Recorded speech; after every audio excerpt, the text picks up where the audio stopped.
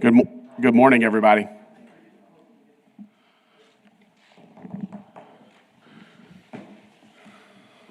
Good morning, everyone.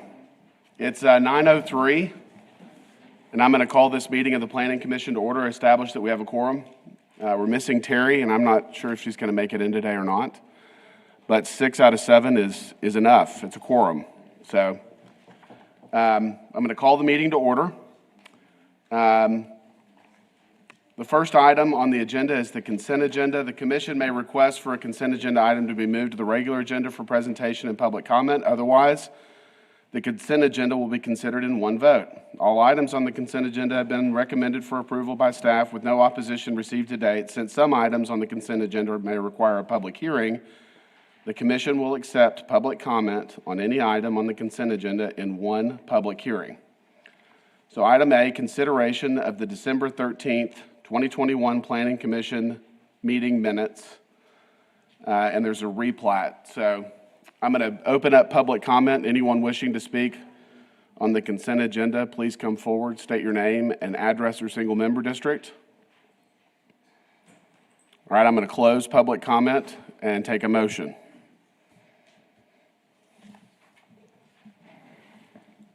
Move approval. Second. All right, we have a motion and a second to approve the consent agenda. All in favor, say aye. Aye. Opposed? 6-0. Item 2 is the election of chair and vice chair. So let's start with chairman. Anyone want to make a motion?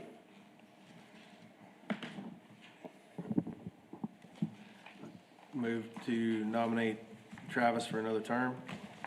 Second. Okay, we have a motion and a second for me to remain as chairman. All in favor, say aye. Aye. Aye. Opposed? 6-0.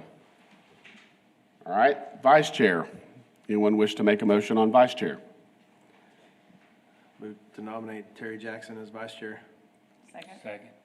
Okay, we have a motion and a second to approve Terry as vice chair. All in favor, say aye. Aye. Aye. Opposed? 6-0. All right, we're going to move this stuff around. There's a lot of folks in the room, and I think the sidewalks and street widths are probably the main reason that you're here, so we're going to start with it. This is item 5. This is item... Yeah, 5. Text amendments. Consideration of an ordinance amending the Land Development and Subdivision Ordinance, renaming Chapter 9 as Chapter 9, Land Development and Subdivision Design Policies, and restating in its entirety Chapter 9.5, Sidewalks, creating a new process and standards for sidewalk construction. B, consideration of an ordinance amending the Land Development and Subdivision Ordinance, Chapter 10, Construction Standards and Specifications, Section 3, Widths and Graphic Specifications, Subsection A, Widths, and Chapter 3, Definitions, revising street paving and right-of-way standards and related definitions. Mr. James. Thank you. John James, Director of Planning and Development Services. So you saw this item back at your November meeting. You all gave some direction on the ordinance, and so the ordinance that's before you has made those changes. Just a summary of the major items. You all recommended sidewalks on arterial and major collector streets. You recommended not requiring sidewalks on local streets in single-family areas, but you left open the question of minor collector streets. There was some discussion back and forth, and so you basically deferred that to discuss at a future meeting, which hopefully we can do today. As you all asked us to do, we met with a subgroup of the Development Task Force who we've been meeting with over the past few months, or actually a couple of years, to try to reach consensus. And we think we've done that. We've got a revised draft. With the exception of that minor collector issue, we've got a revised draft that everyone is supportive of. And that's the draft before you. I'm just going to highlight a couple of the changes. There's a lot of wording changes to clarify things, but really weren't substantive, and so I'm not going to detail all of those, but you can see them in your red line version.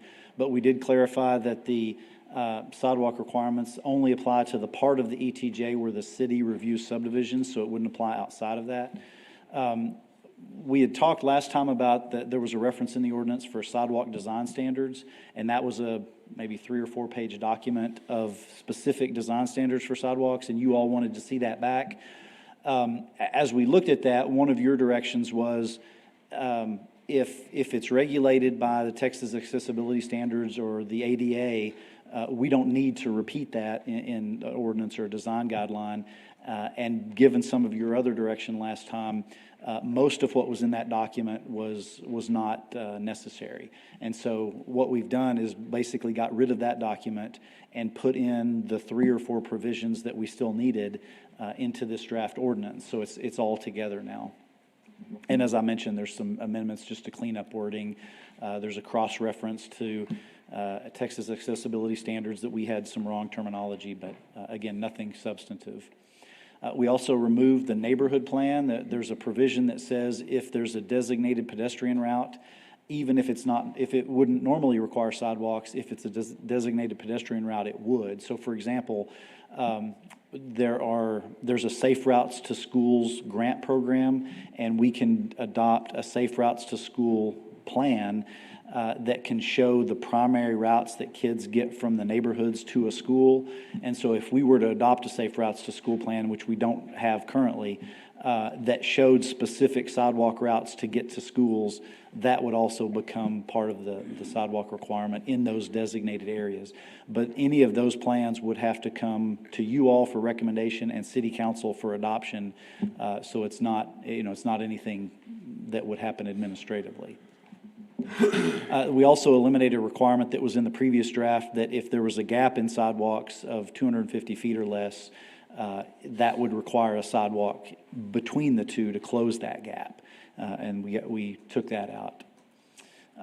We reduced the distance from a school, park, or church where sidewalks would be required from 500 to 300 feet. And then we clarified there's a provision that says if it's where sidewalks wouldn't otherwise be required, but there are existing sidewalks, then you would have to include a sidewalk. So, for example, there are parts of Santa Rita that had historically been built with sidewalks, but some of those have been taken out over the years. And so if more than half of that block still has sidewalks and you're redeveloping a vacant property, for example, you would also have to put in a sidewalk. The clarification here was to say within that same zoning district. So if you've got half a block that's commercial and half a block that's residential, just because the commercial has sidewalks, that wouldn't trigger sidewalks in the residential part unless more than half of the residential part has sidewalks. And there's one more change that wasn't in your packet. There was some back and forth by email with that group last week.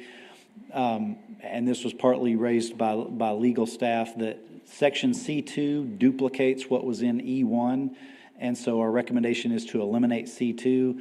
But then we revised E1. It will read the same as it does now, except it'll add that where required by this ordinance language. So that's really, I want you to consider that part of the staff recommendation. We did send this out to that group. Not everyone responded, but we did get a response indicating that they were comfortable with that. But again, a number of them are here if they have any concerns with it. But again, it's removing a duplication where there was, two items saying almost the same thing, but there was a conflict in the wording. So what we're asking from you is we need that direction on minor collector streets, whether or not to require sidewalks. And then we're recommending this ordinance as it's been presented to you with that change I noted. I have a couple of, here's just a list for just samples of streets around town, just so you get an understanding. I think you saw this last time of what the different classifications of streets are, so some examples of each different type. We can come back to this if you want in a second, but then here's also a map that shows all of the major and minor arterials and major and minor collectors throughout town. And so the ones we're really talking about are the lighter blue color. those are the minor collectors. So you can see they're not the main streets, the major streets through town, but they're the streets, when you come off of your local street onto the slightly bigger street that gets you out of your neighborhood, that's basically what a minor collector is. And again, we can come back to this if you all want to see it again or have questions.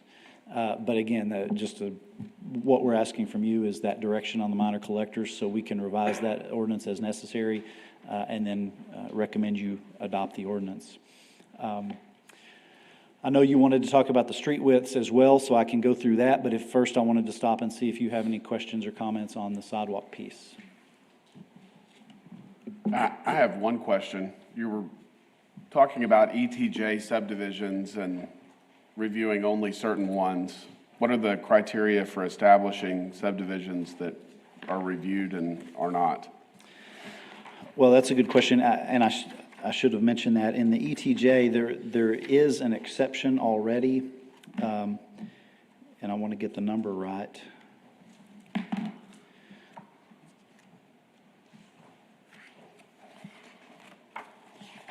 Basically, it's exempted if lots are over an acre in size, or an acre or more in size anyway. And so most developments we're seeing in the ETJ, sidewalks wouldn't apply anyway because the lots are larger. But if so, we do have some folks that are developing smaller lots right at the edge of town that the anticipation is it'll be annexed and developed. In those areas where they're building smaller lots, typically one of the distinctions is urban versus rural streets. So if they're building smaller lots with an urban street, then sidewalks would be required. Where required, again, we've exempted all local streets, so that's going to apply to most streets in the ETJ anyway. Right. We would really just be talking about minor collectors, depending on your direction on that, and then the bigger streets, the major collectors and arterials. Okay. So, 90% of streets in the ETJ wouldn't require sidewalks anyway. Right. Either because of the street type or lot size. Okay. Anyone else have questions on sidewalks? All right, let's continue.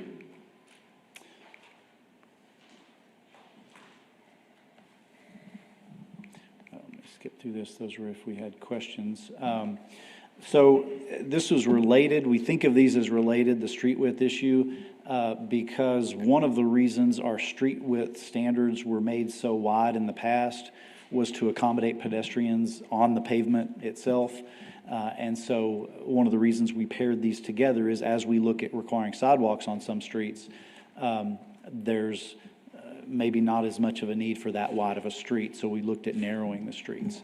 I don't have a slide on it, but in your packet, I provided some information on some of our peer cities, and our streets were much wider than most of our peer cities, and so that's the other thing we looked at is putting those things more in line with what's typical across the state.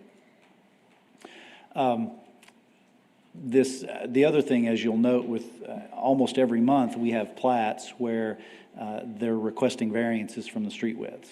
Yes. And so anytime you see variances that frequently, that can indicate a problem with, not a problem, but that if you guys are giving variances consistently for certain types, then maybe we need to look at changing the ordinance. So that's another reason we looked at this. This has been to the Development Task Force a number of times, and mostly positive feedback on narrowing the street standards. So our proposal would decrease the street classifications or street standards for all the different classifications. So I won't read through all of those, but you can see, for example, major arterials under our current ordinance required to be 64 feet of pavement. It would go to 62. Local streets from 40 feet to 36 feet and so on. Now, with street rights-of-way, the amount of land set aside for the street and utilities, et cetera, we're keeping most of those the same. There are a couple, the major arterials and major collectors, we thought we needed a little more right-of-way than we're getting because we sometimes see problems with not being able to fit all the utilities, for example, when you've got, now we've got fiber going in, you've got the telephone poles with electric lines, and all of the other things, especially on things like major arterials, you've got traffic lights and those boxes that go with them. And so there's a lot of things that have to be outside of the pavement in the right-of-way. And so the major arterials and major collectors we're proposing to widen by 10 feet. One of the big changes that we're recommending here is all that we were just talking about were the standard widths. If you're going out to build a new street, that's what it has to be. Right now, under our ordinance, if you're redeveloping on an existing street, those standards are all the same. And so in areas that were built 50 years ago, the streets are too narrow. That's what a lot of the variances you're seeing is our ordinance says those have to be widened to the standard as if you're building a new street. So what we're proposing is what we're calling a minimum width, so that if you're on an existing street and you're redeveloping, your standard is not the width as if you're building a new street. It's a reduced width standard that would accommodate a lot of the variance requests we've seen. There are still going to be streets that are even narrower than that they're going to have to add some widening or get a variance. But it does create that opportunity to have that narrower minimum width, both for pavement and for rights-of-way. And so, again, I'm not going to read through all these. It's in your packet. But just as an example, local streets right now require 50 feet of right-of-way. If you're in an existing area, that can be reduced down to 40 or the pavement width plus 10. So if the street's already wider, we at least want to get 5 feet on either side of additional right-of-way. And then the pavement width, again, a standard street, if you're constructing it, would have to be 36. This would allow 30 feet streets just by right. So they wouldn't have to come to you for a variance if it's a street that's already out there that's 30 feet.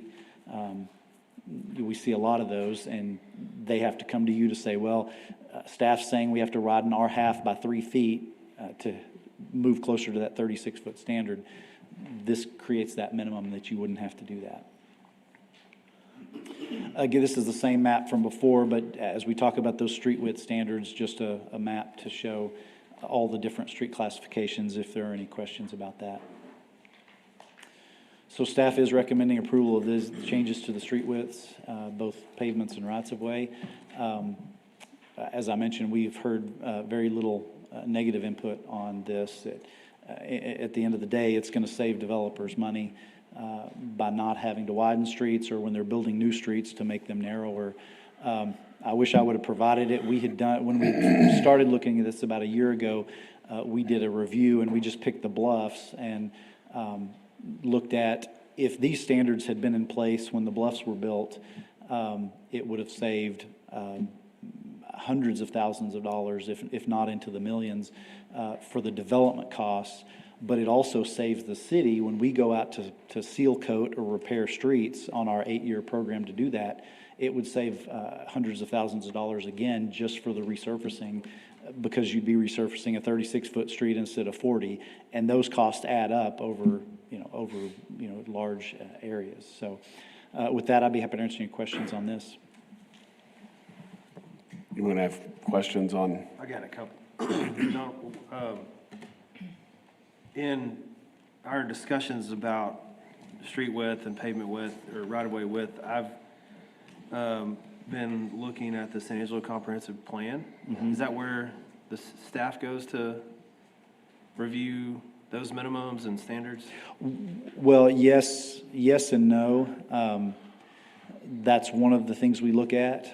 Now, our comprehensive plan is a little bit older, and so it doesn't necessarily mean that our recommendations match up with that perfectly, because part of it is what we've looked at in more recent years in terms of the variance requests we've seen. One of the things we did to get to these widths was a GIS analysis of, so we looked at, for example, all the local streets throughout the whole city. We can tell how many, what percent are, meet the current standard, what percent are, 30 feet wide or wider, what percent are 26 feet or wider. And so these widths would accommodate 80 to 90% of all the streets that are already in the city. And so that's another piece that we looked at, is to ensure that this new minimum width covered most of the streets that are already out there in the city. I'm looking at, there's a chart in that comprehensive plan that refers to right-of-ways and pavement widths, and where we have listed under current, for example, major collector streets, it shows San Angelo current right-of-way, 60 feet, the comprehensive plan listed at 80. So is there another place where this chart is published that you guys use? Or is that just, I guess I'm asking where you go to currently? Well, yeah, currently, the comprehensive plan is a plan that recommends things like street widths and various other things, but the actual current street standards are in the subdivision ordinance. Okay. And so the chart that you see in your packet that is the chart that looks like this, that's in the current ordinance, and we're just basically amending the numbers that are in that table in the current ordinance.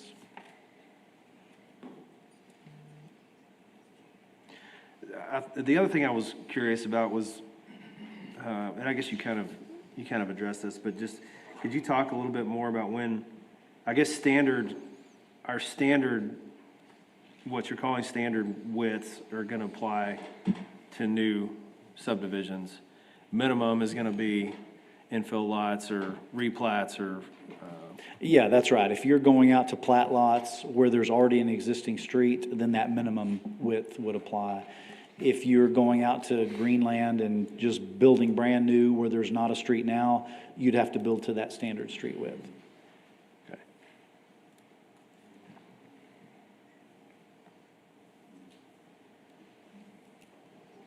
You good? All right, anyone else have questions? Just a quick question on the sidewalks. In an area where there is a property or a piece of land that does not have sidewalks, so now we've got sidewalks throughout the area except for one or two, either businesses or homes. You said that was not addressed, or they didn't have to do anything. Could you speak a little bit about that? What happens to those properties that, aren't making any changes and there's no sidewalk, so you have that broken sidewalk plan? Well, under this ordinance, the only thing that would trigger sidewalks is going through some development process. So if you're sitting out there, you've got a business, you're running your business, and you're not replatting, you're not building new buildings, you're not redeveloping or anything, this doesn't make you do anything. It's only when you're going through a development process that would even consider triggering sidewalks. Then you would look at what type of street you're on, is it single family, that kind of thing, to see this list of items where sidewalks would be required. Is there any activity for the city to come in, step up, and maybe finish a road? Is there that opportunity as well? There is. Right now, with any new street project, that's discussed among operations, engineering, and planning, and we look at, and you'll notice most of the new street projects you've seen over the last few years have included sidewalks, at least on one side of the street. Not all of them, but most of them, and it's looked at for every single project. The other thing that we haven't done yet, but that's come up in this sidewalk ordinance discussion process, is looking at having a capital improvements program specifically for sidewalks. So right now, we put in sidewalks as the city when we're doing street reconstruction type projects. We haven't, with a few exceptions, we haven't gone out and put sidewalks in places where we're not doing street work. So one of the steps after this is to look at capital improvement program specifically for sidewalks. So identifying some of those gap areas where, there's some sidewalks, but there's gaps, or other areas where we know there is a lot of activity. We have done that, as I mentioned. There are some examples where we've done that. It's typically through grants. There is a Safe Routes to School grant program, like I mentioned, that is run through the state. And so there's monies available to build a sidewalk. Rick's Drive, for example, up by Holloman Elementary. We applied for a grant there. We actually didn't get it, but that would have helped us build a sidewalk on the north side of Rick's Drive from the school all the way back over into the Paul Ann neighborhood. So we want to continue to do that, but we're also looking at the possibility of a capital improvement program with city funds to help fill some of those gaps as well. That's not part of this today, though. Okay. Anyone else? Thank you, John. Sure. I think we're going to open it up for public comment. If you wish to speak, please state your name and address or single member district. And if you could limit your comments to under 4 minutes. I know that we've got some that want to speak more than others, and we want to hear everything that you guys have to say, but we'd also like to move through this. So if a point's made, restating it over and over again is maybe not necessary. So let's go ahead and open it up for public comment. Please come forward if you wish to speak.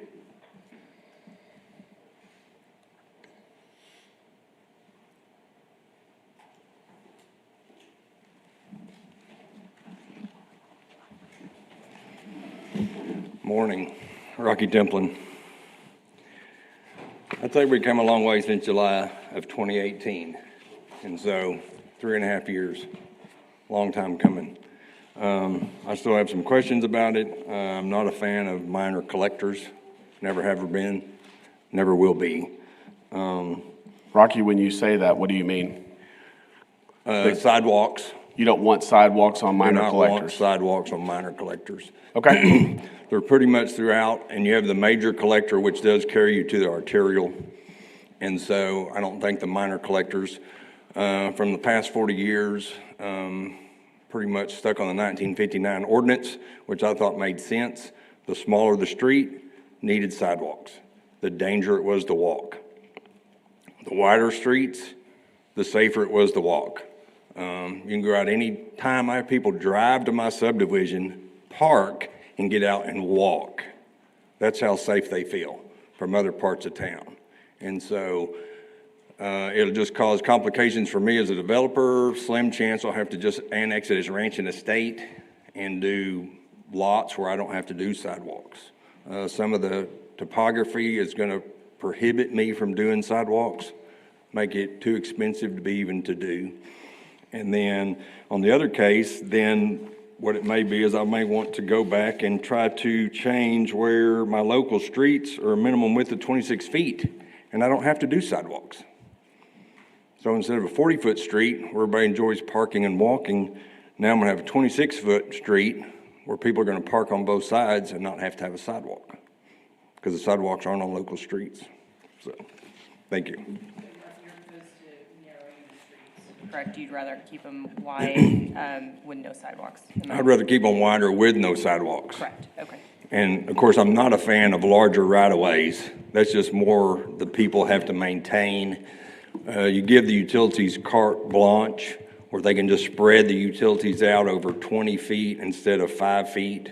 As everybody's seen in San Angelo right now, Frontier, they've just gone through and bored everything and got out of the right-of-way in most cases, and they're in those easements, which I guess they can still do, but just causing problems. Thank you.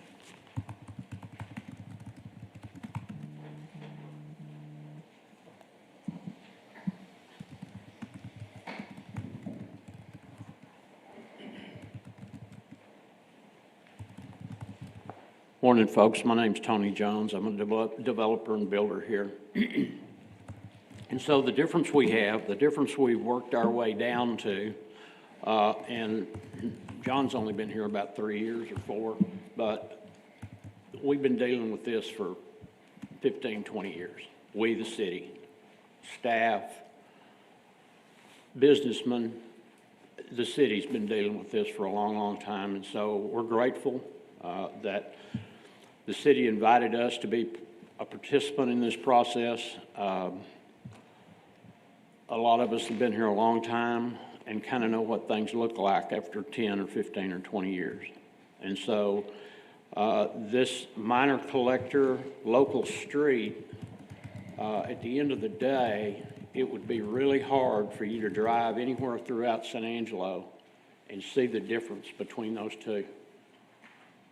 Okay? So it gets down to a labeling thing, all right? We can try to predict where traffic is going to flow, but at the end of the day, I think everybody would agree it's a guessing game.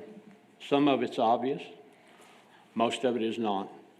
So what we get down to really is the crux of the problem, in my opinion, and that is, can San Angelo, A, afford these sidewalks, and B, come up with some solution for maintaining them? You have to look no further than East Harris over here, 3 or 4 blocks. Those sidewalks were put in, God knows, the 20s, the 30s. East Harris, Cohenheim, all these streets over here just within blocks of the city. Our beloved Santa Rita, initially most of those homes had sidewalks. And today you see where all of that is. Those sidewalks are virtually gone. People quit using sidewalks when we began to be able to afford automobiles and general transportation. And so what you're asking a developer to do when you tell him he needs to come in on these minor collectors, oh sure, you can narrow the street. We're going to let you put in a sidewalk. You can narrow the street, but you're working against yourself because you say there's more traffic on this street. Yes, you're good, but yet in order to get a sidewalk, we're going to let you make it narrower. So that's a bit incongruent as far as I'm concerned. And then there's the ugly little fact that along these streets, these minor collectors and/or local streets, they look kind of the same, remember? Technically, they're kind of the same in terms of width, all of that good stuff. They're right next to each other. The label is just different. And we're assuming all this traffic is going to flow down these streets. And so the ugly little secret is, after these sidewalks go in, these people initially are going to pay anywhere from $5,000 to $10,000 more for their home because of the sidewalks. I know staff's estimate is much, much lower than that, but we know a little bit about, from a historical standpoint, their ability to estimate. Hadn't always been stellar. Typically, things cost more than they estimate they're going to. And so the true cost of a sidewalk in front of a 70-foot house, if I'm not bundling it up with paving and curbing and all of this other stuff so that Reese Albert can say, oh, your sidewalks are just costing you this much. Well, the cost is over here in the larger project. And so there is no money saving by going to minor, narrower streets. But back to the ugly little secret, in 5 years or so, after a tree grows and breaks one of these sidewalks, it will be up to the homeowner to repair or replace to the city specs that sidewalk. Well, what if that little homeowner can't afford it? And a lot of them can. And moving forward with current situation, less of them will be able to A, qualify, or B, make the payments, let alone replace a $3,000 or $4,000 sidewalk, $5,000. And so what's the recourse then? What's the recourse then? The city will basically come out and fix it for you, just like they'll mow your lot for you when your weeds get too tall, but then they're going to send you a bill. If you can't pay for the sidewalk replacement, repair, they'll just file a lien on your property. That's the city's only recourse in order to get its money, be able to get its money. And so I contend, I have, that San Angelo is a safe pedestrian city, probably safer than most, due to the width of our streets. Has nothing to do with whether or not we have sidewalks. The very plan that was done, the MPO, the APO, whatever it was that John used to say revealed a need for sidewalks from history for the past 5 or 6 or 7 years or 10 years. He said it revealed that we absolutely need sidewalks on all these new little streets. Okay? Well, when you look at pedestrian accidents in San Angelo, Texas, virtually none of them are happening in residential subdivisions. The majority of them, any one of us can guess, anybody in this audience can guess where those pedestrian accidents are. And they are not in the residential subdivisions. Again, folks that come to San Angelo love the wider streets. They love the ability to be able to park a car in front of their home. And if I go to a 28-foot street and put your beloved sidewalk in, John, there won't be parking on both sides of a street in front of homes because you can't get a fire truck and opposing traffic down that street anymore. Oh, you can, but with inches to spare. And so what's the long-term cost of that going to be? You know, so I just don't think that these minor collectors need to be a part of this sidewalk scenario. I have no doubt that there would be situations in the future that would come up that common sense would dictate there needs to be a sidewalk on this stretch of street regardless of the width or what it's named. Common sense dictates that. And so we're just asking for your consideration in your proposal to the council, and we appreciate what y'all do. Thanks, Tony. Can you pull up the widths, the road widths, please?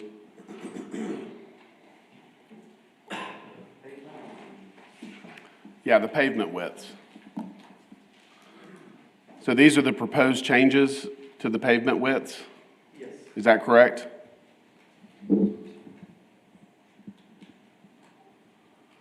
And I will say, I know a couple of. These are standard widths. Yes. For Okay. brand new. Do you want to see the others, or is this the one you wanted to? I think this is the one we need to be looking at. Okay. The minor or the minimums are as it relates to existing roads, and there's That's really right. nothing we can do. That's right.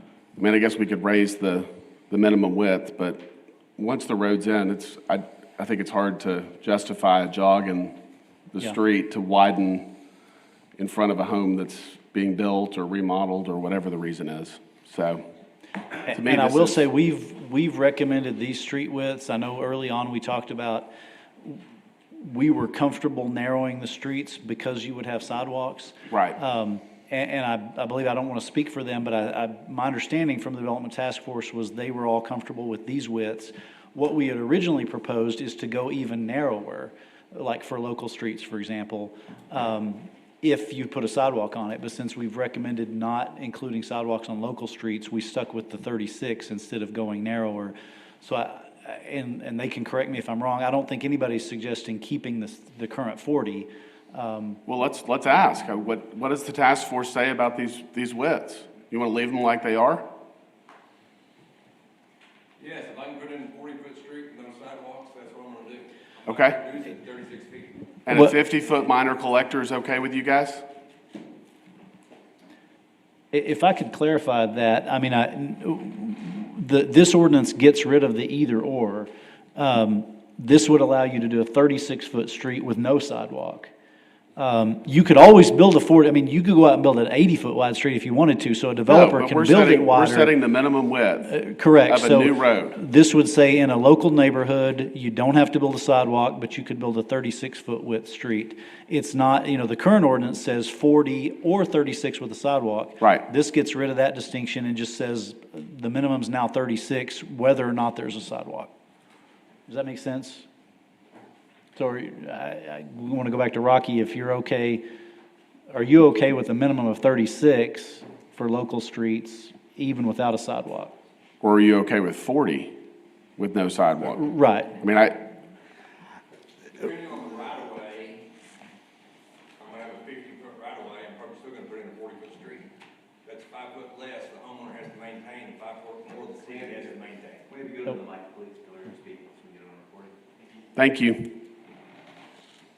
Okay. Well, and so let me add just what I said a second ago, that if Rocky wants to put in a 40-foot wide street, he can do that under today's ordinance or under this ordinance. I We're completely talking about a understand. minimum. Yes, sir. Yeah.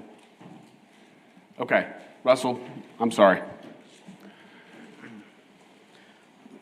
Russell Gully, single member District 4. And I think John clarified it pretty well. This is a minimum for the street width.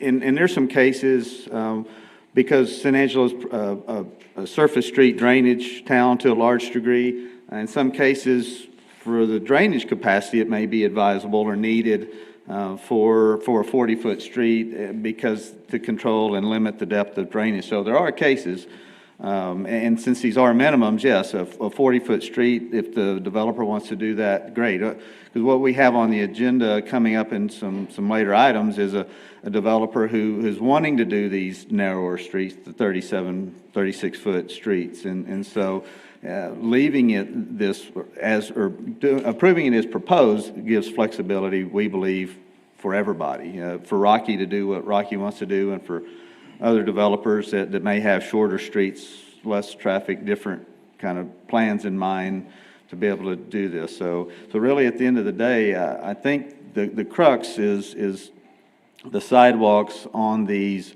minor collectors in single-family residential. I believe the minor collectors in commercial, those are going to go in as part of the commercial. So it's really just sidewalks on minor collectors in single-family zoned areas. And that's where the development community, the builders are saying, if we want to put sidewalks, let it be our decision, a market-driven decision, and not mandated by ordinance. So thank you for your hearing of this. And we believe we did sit down with staff and work through and got it nailed down, we believe, and eliminated a lot of grayness, and Brandon read through it and looked through it. So we believe, as good as we see it today, we believe we have a good ordinance that it is the best we could kind of put together for an ordinance. So thanks. Thank you.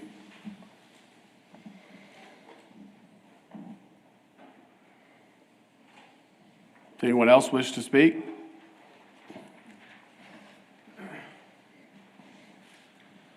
I'm Gary Cortez. I build out in the Pauline area. I don't know what district I live in. One of them. Is everybody tired of sidewalks? Tired of hearing about them? We continue this on. Tony brought up that MPO report, and that was kind of what I was hanging my hat on, that I'd get up here and say, have y'all read the MPO report on minor collector streets? And they've been relatively safe through the years. There's been minimal accidents on the minor collector. And so to just make it simple, I'm against it. I'm against putting sidewalks on the minor collector streets.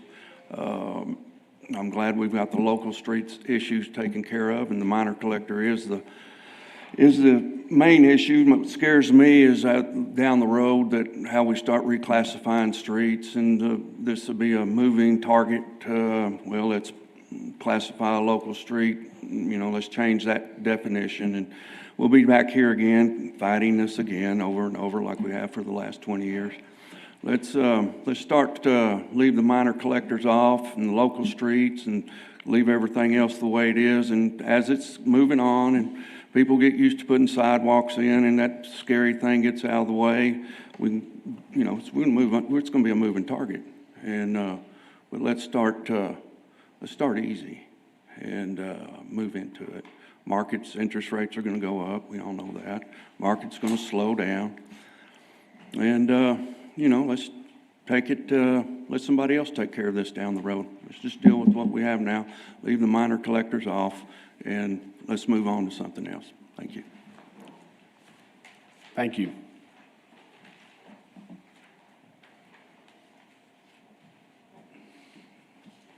Anyone else wish to speak?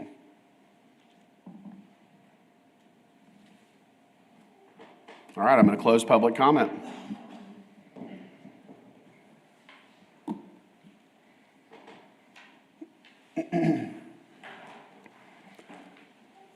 How many lanes can we get in a 62-foot wide road?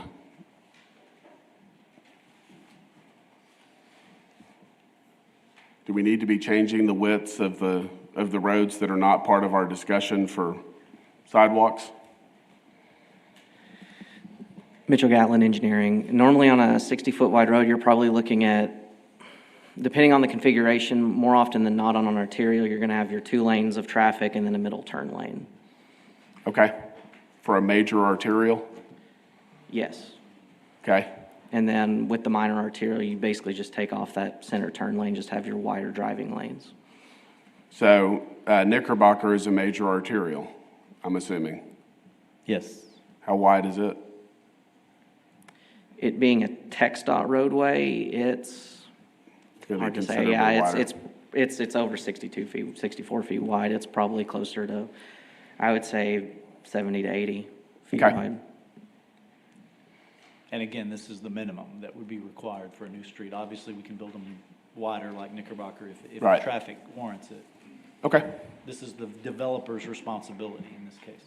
okay. Thank you, Mitchell.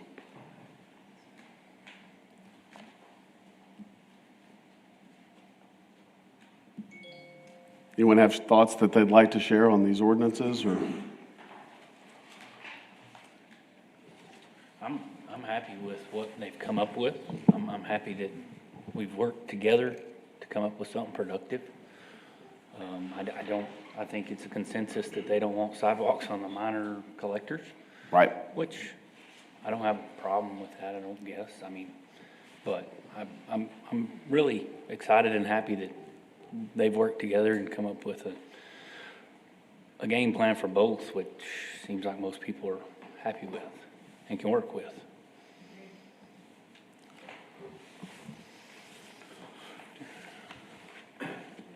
So right now, the difference between major and minor collector streets is what it empties into, basically, right? I mean, major collector empties into an arterial and minor collector empties into a major collector, is that right? Mostly, yeah. I mean, part of it's traffic generation. So, a major collector could go right into a major arterial. It doesn't, it's not strictly a kind of a tree that one feeds into the other. But, yeah, it's largely a discussion of traffic. The street width is the expected. same, I guess that was my point, right now. It's 50 and 50, is that right? The pavement width. yes, Yes. what this chart says. Yes. Yeah, and so sort of as they were alluding to, the minor collectors tend to be more in the neighborhoods versus major collectors are kind of at the edge of neighborhoods. And Connecting so them. that's why we wanted to keep the major ones wider, but it made sense to reduce the minor collectors because they tend to be in the neighborhoods and there's no need to have them. Those are rarely needing to be like a 4-lane road, which the larger width would allow. Minor collectors would be more like a 3-lane, 2-lane and a turn lane or parking. Streets. The map? Like the examples? That- Yeah, no, the actual names. You had one slide that had it, like That- Green Meadow. Oh, that was under the examples? sidewalks. Oh, did I miss it? There, That was it. Going too fast.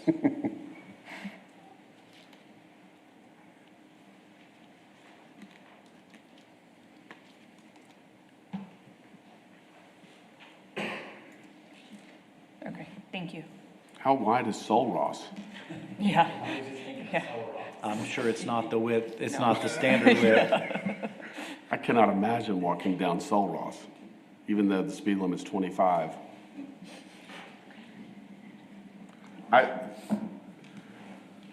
The only concern I have, if we're taking sidewalks out of the development equation in neighborhoods, is just having adequate widths on the roads to allow people to use the roads to walk and not be at risk of getting hit by a car. And it's not necessarily the one person that's walking in the neighborhood, it's the people that have a couple of kids on bikes or a couple of dogs. So that's my primary concern. And if you guys think 36 feet is wide enough, then, and 40 feet, was 40 feet minor collectors? 40-foot was. Yeah. Yeah.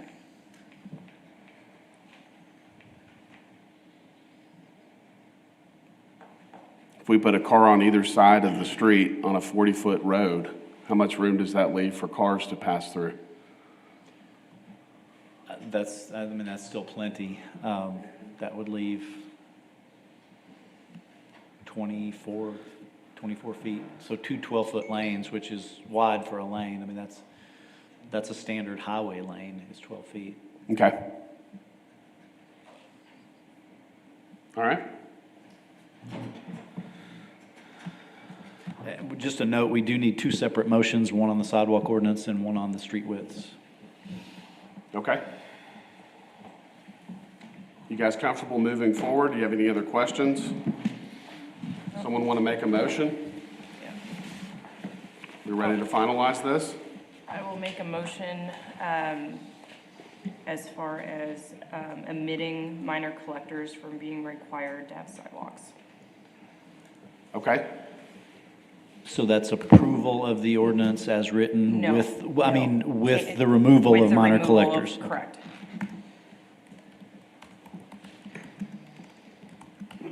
I'm sorry, Brittany, I need to clarify. Yeah, me too. Are you proposing that we approve the sidewalk ordinance and, No.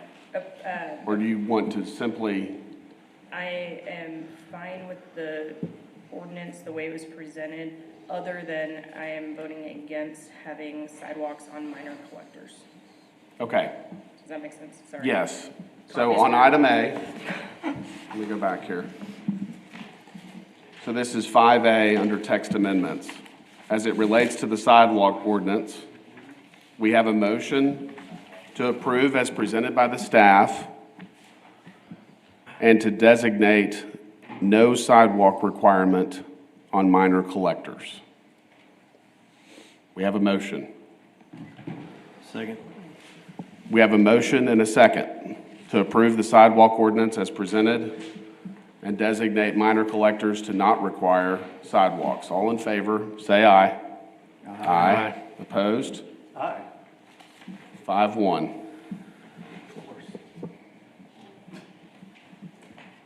All right.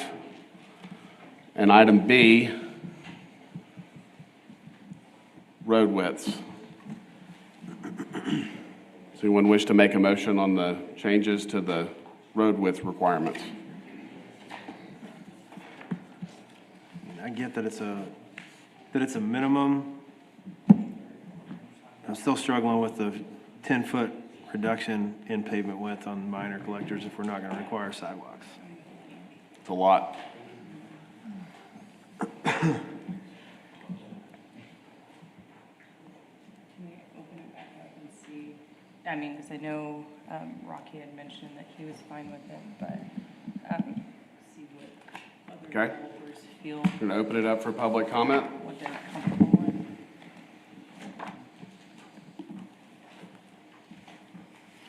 Rocky Dumpling.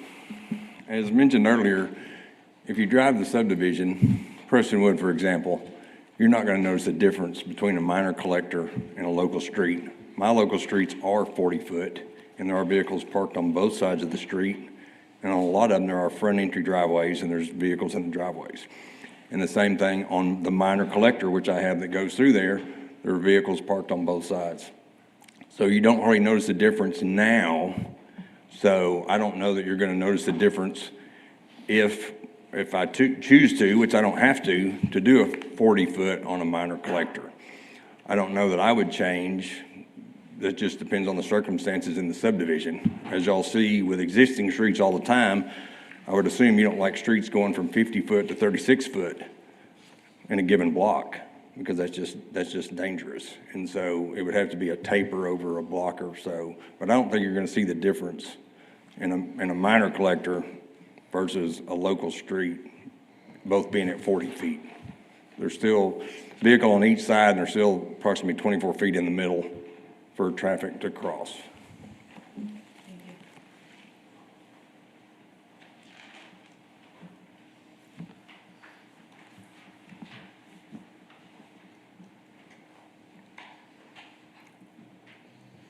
What's the current requirement for local streets?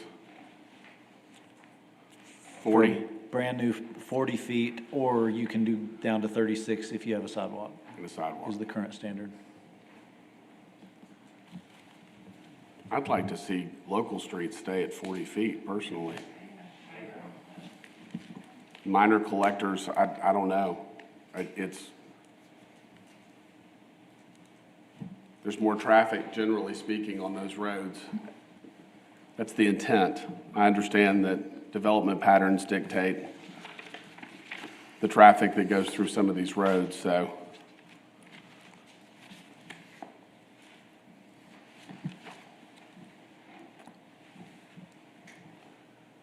I don't, 40 feet for a minor collector seems pretty narrow, personally speaking.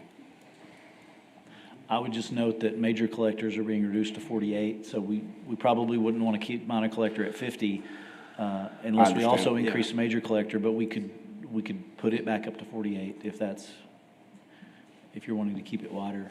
Okay. Yes, sir, Mr. Jones. Tony Jones, just a simple question. We had a vote 5-1. Yes, sir. And so will that not be the recommendation to the council? For sidewalks, yes. Okay. Not as it relates to road widths. All right. We're voting on each separately. If you're leaning towards keeping locals at 40, I would suggest leaving in the option that's in our current ordinance that would allow a developer to go down to 36 if they do sidewalks. Because if we just change it to 40, even if a developer chooses to put in a sidewalk, they would still have to do 40 unless we add back in that provision that gives them the either or. Okay. Russell Gully, single-member District 4. The local streets, 36, 40 feet, there are a lot of kind of, I'm going to call them middle-aged streets and streets in town, and we bring them to you that are 36, 37 feet wide streets that really, we believe they function well. You know, if you park cars, you know, a car is maybe 7 feet wide, and if they're supposed to be 18-inch off the curb, you know, maybe they take up 10 feet either side. So if you got 10 and 10 and 20 feet, you know, sure, it narrows it down. But if it's going to narrow it too much from 40 feet, almost, is it going to narrow it too much from 36 feet? And you know, and maybe to some degree that even functions to slow down traffic. If I'm a driver and it's a little narrower and things are closer in, I'm going to tend to slow down and maybe create a little safer environment and not have a big wide open corridor to race down. I wish that everyone in this community drove like you, Mr. Gully. My driving habits have changed, I must admit, as I age. And listen to different music too. But anyway, you know, the minor collectors, you know, because the sidewalks, you know, a major collector now is going to have sidewalks on them. And so maybe the minor collectors, and I don't know how much we want to add in there, if you do sidewalks, maybe you could have a minor collector at 40 feet. And let the people be out there. Or if you don't have sidewalks, as in some of these single-family residential areas, maybe you bump it back out to 48 or 50 feet. So maybe how we used to give the option for sidewalks on local streets and let them be narrower, maybe that could be an option if you're concerned about these narrower minor collectors. Let's maybe give an option on those, that if you do sidewalks on your minor collector, you could go to a narrow one, and that would give people that flexibility to kind of do how they want to style their subdivision. So, Okay. thanks. Thank you.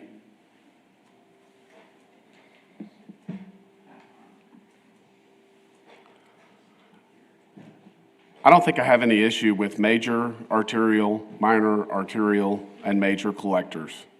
There's sidewalks on those roads that are required, so if the city wants to narrow the pavement widths of those roads, I don't think I have an objection.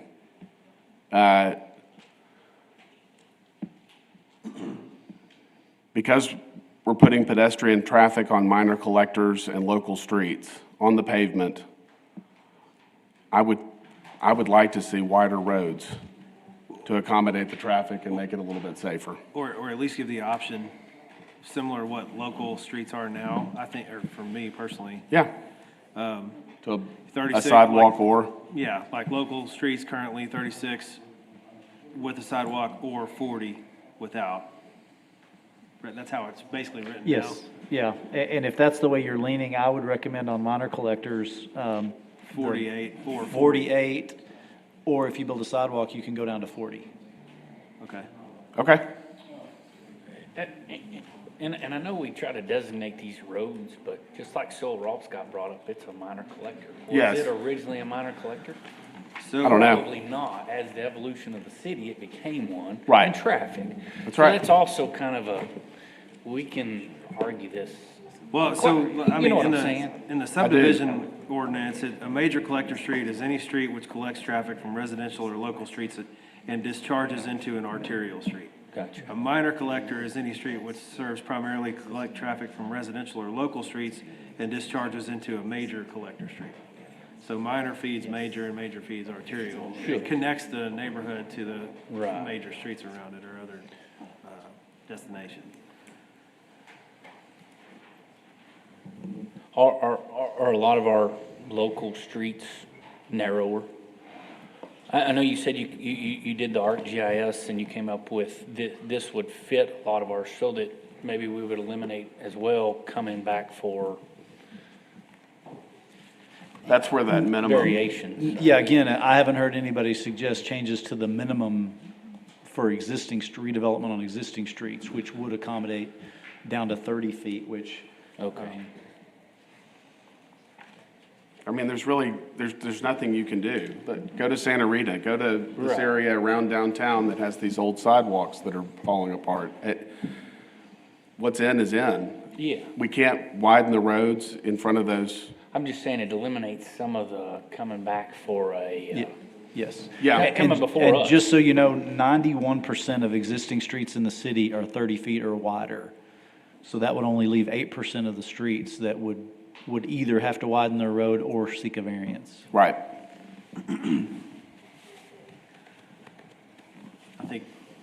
I think I'm ready to make a motion. Okay, I'm going to close public comment.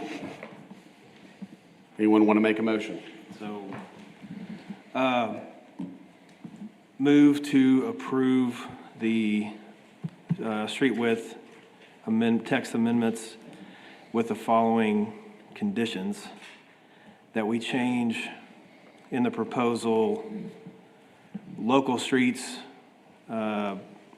minimum pavement width of 40 feet or 36 feet with a sidewalk, and minor collectors to 48 feet or 40 with a sidewalk. Okay.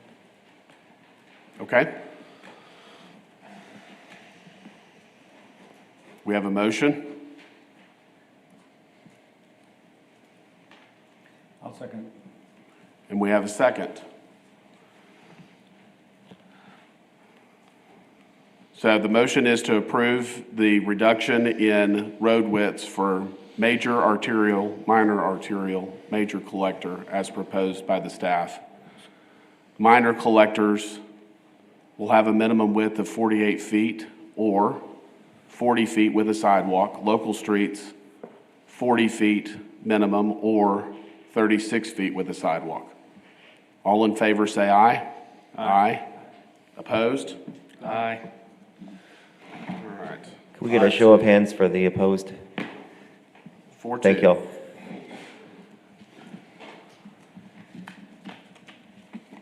All right. I think that's it on text amendments. The next item on the regular agenda is subdivision plats. The Planning Commission has final authority for approval. Appeals may be directed to the City Council. Pauline Park, Section 14A, a request for approval of a final plat of Pauline Park, Section 14A being 3.354 acres northwest of McGill Boulevard and Gordon Boulevard.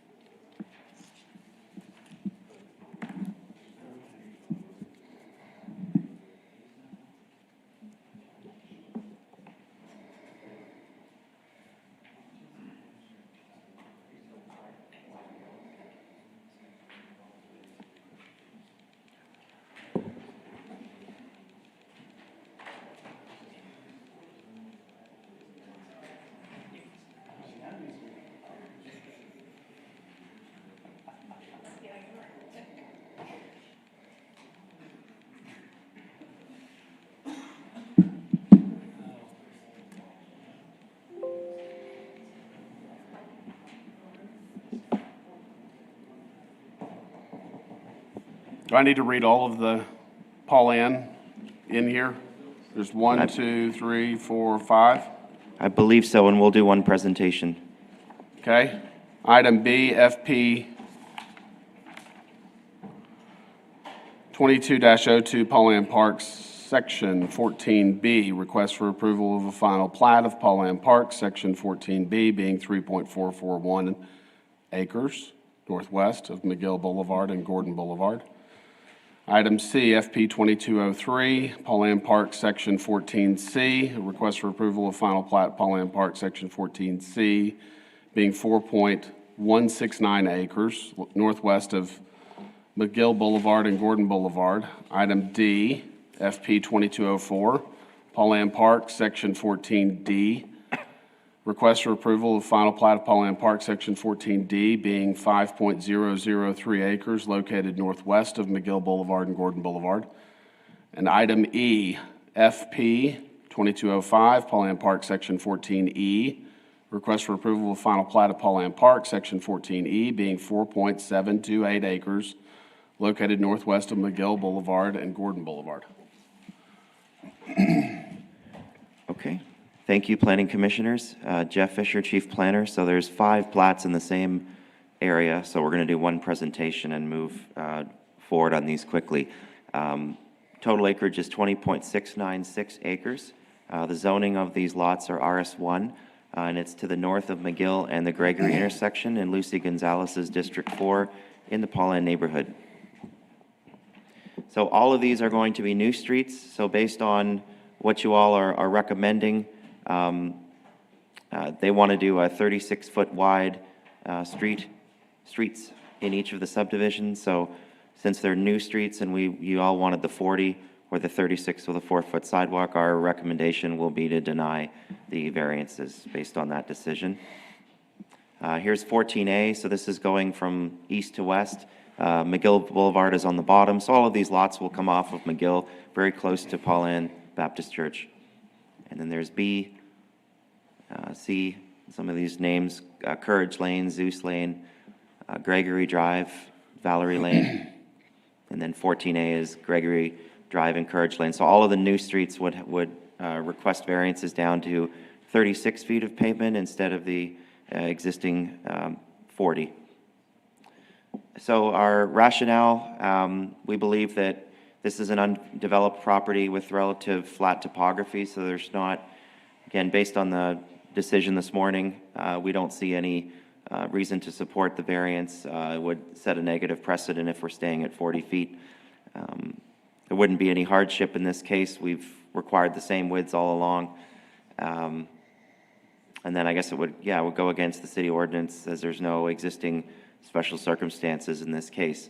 So staff recommends approval of all of the plats, 14A to 14E, and to deny the requested street width variances, subject to the 6 conditions of approval for each one. So I'll just go over these really quick.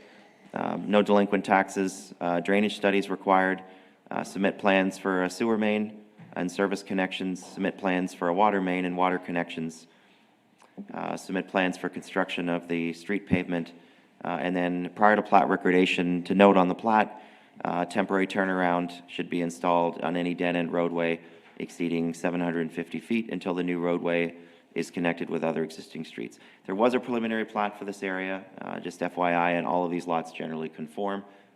So this concludes staff's presentation, and we open it up for your comments. Anyone have questions for the staff? Thank you, Mr. Fisher. Sure. I'll open it up for public comment. Good morning, Russell Gully with SKG. Well, that previous vote went a little different than I thought it would on street width, so I've got to retool my thinking here on that. So really, and there's some streets in this neighborhood that are currently 36 feet wide. A lot of these streets that come off are 400 feet in length, so they're really short streets. So we were just thinking this would kind of, smaller lots, shorter streets, 36-foot wide streets could be appropriate here. We understand the thinking behind the little bit wider street. So we were really just trying to we were thinking that we would get the new street standards to 36 feet, and so the developer was trying to move forward and kind of be ahead of all of the curves and approvals through city council, so we were just wanting to go that route and get that behind us. So wish you would approve it. That would be helpful for this. If not, we understand why. But maybe we want at a minimum revise the condition to allow for the 36 feet and a sidewalk, because as written, it's only 40 feet. So I would be happy to answer any questions. Yes, sir. Any Thank you. questions for Mr. Gully? Thank you. Anyone else wish to speak on this case? Or these cases? All right, I'm going to close public comment. Anyone wish to make a motion or have questions? Share their thoughts?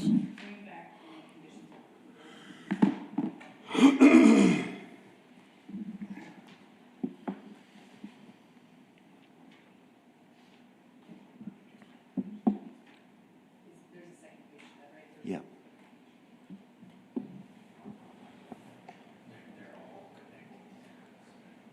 It's fairly standard, so drainage study and then extend the water and sewer from I was McGill. just double checking with the. Yes, ma'am. Okay, thank you. Yep.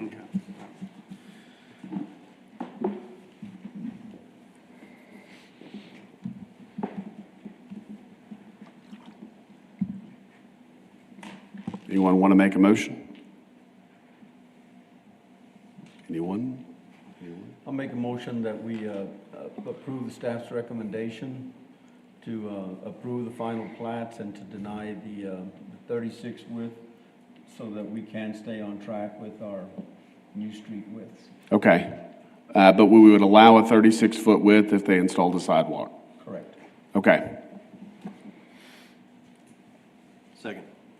All right, we have a motion and a second to approve, as presented by the staff, requiring a 40-foot pavement width or 36-foot pavement width with a sidewalk. All in favor, say aye. Aye. Opposed? 6-0. All right, item F. RP 2201, first replat of lots 15 and 16, Block 10, Ellis Addition. Request for approval of a first replat of lots 15 and 16, Block 10, Ellis Addition, located northwest of Coberland Street and North Pope Street, being .44 acres. Good morning, Rafael Alvarado, Planning Development Services. This is the first replat of lots 15 and 16, Block 10 in the Ellis Addition, measuring 0.44 acres at the intersection of Coberland and North Pope Street, the property on the northwest corner. It is District 3, Harry Thomas, in the Fort Concho East neighborhood. On the left, you have a satellite image of the site. There were 22 notifications mailed out, 0 returned in opposition, 1 returned in favor. It is the parcel with the red star on it. The vision plan and zone district maps for the parcel, or for the replat, are neighborhood and RS2, two-family residential. This is the proposed replat.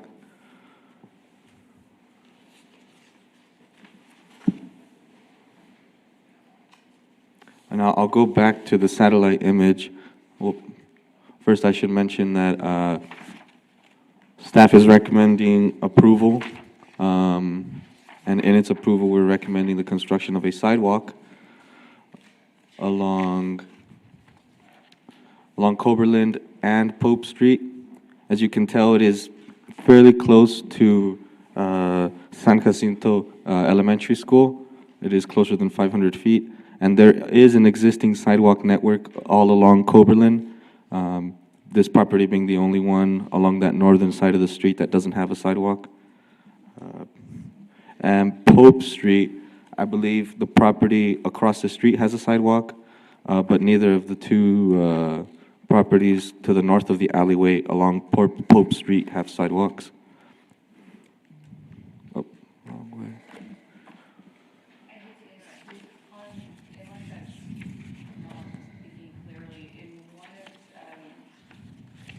the previous presentations on sidewalks. If it was, I thought it got changed for churches and schools from 500 feet to 300. Am I incorrect? That is correct. Okay. How close is this lot to the school? I measured it and it was definitely under 500 feet. I think it was like 470. So therefore it wouldn't require, okay. Okay.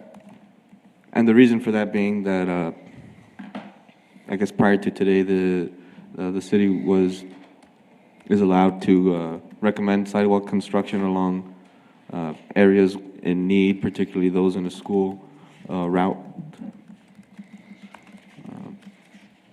So staff is recommending approval of RP 22-01 with 6 conditions of approval.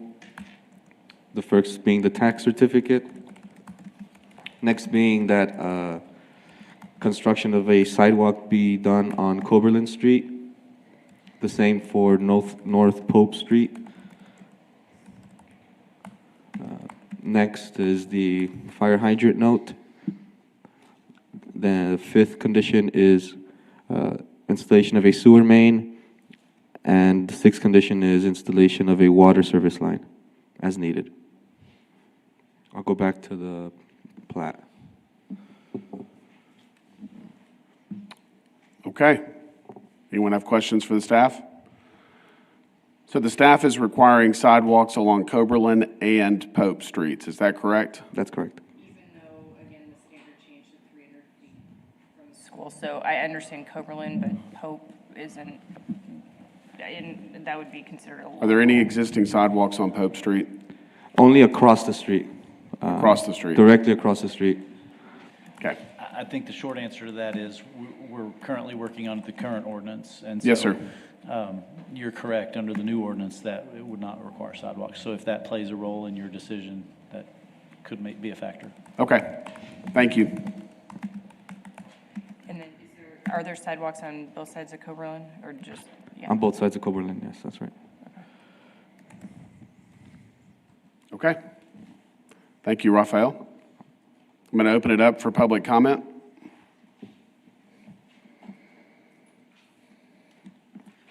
Russell Gully with SKG Engineering, and I think Mr. James just answered the question based on the proposed sidewalk ordinance as written. They would not be required at this location because of its distance from the school? I believe that's true on, is it Pope? On Coberland, for sure. Well, I think that's true on Pope because the distance is too far. If I remember correctly, and maybe we can pull up the map, but I believe Coberland has sidewalks in place already on that block. And so this would basically complete that gap to the corner. So under the new ordinance, I think it would still require it. It's kind of hard to see there, but you can kind of see the sidewalk on the lots. You can see it. It looks like it goes all the way to the corner at Emerson. And so this is, in fact, I think there's a partial sidewalk on this lot. Maybe I'm thinking of a different case, but, oh, it is. Okay. And Aaron just clarified that Coberland is a minor arterial as well, so that would trigger the sidewalk anyway. But there is an existing sidewalk on that block for 75% of the block, it looks like. So for Coberland, it would require, because it's arterial, but Pope Street? No. No. Okay. So that would be... Unless it's within 300 feet. And it's not.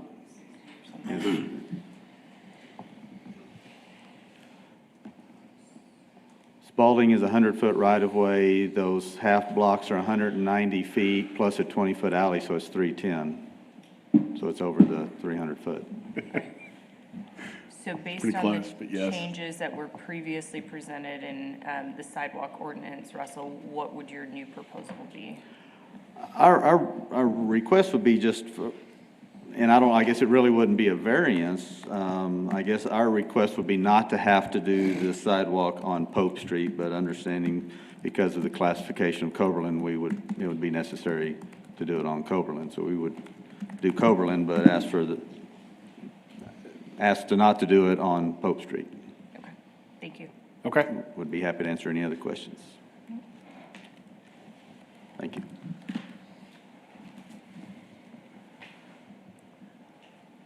Anyone else wish to speak on this case? Please come forward. All right, I'm going to close public comment. Excuse me. I will note that there is an existing sidewalk on the lot to the north of this subject lot. On Pope Street? Yeah, and it's hard to tell. It looks like there may be a sidewalk, at least part of the way to Spalding, and you can kind of see it there. It's really hard to see, but about halfway up Spalding. So I think at this point, you can see the sidewalk at the school, given that Coberland has sidewalks and there's sidewalks at the school and partially sidewalks on Pope. I think we would still recommend the sidewalk as a connectivity to the school. And I believe that would apply under the proposed new ordinance as well because of the extent of sidewalks on that block already. Okay. I would inquire what the condition of, just based on the neighborhood age, what the condition of the sidewalks actually are on Pope leading to the elementary school. I don't know if we have photos of that. It's, obviously we can't tell from the aerial, but. No, I don't have any pictures. I would assume that they're probably deteriorated.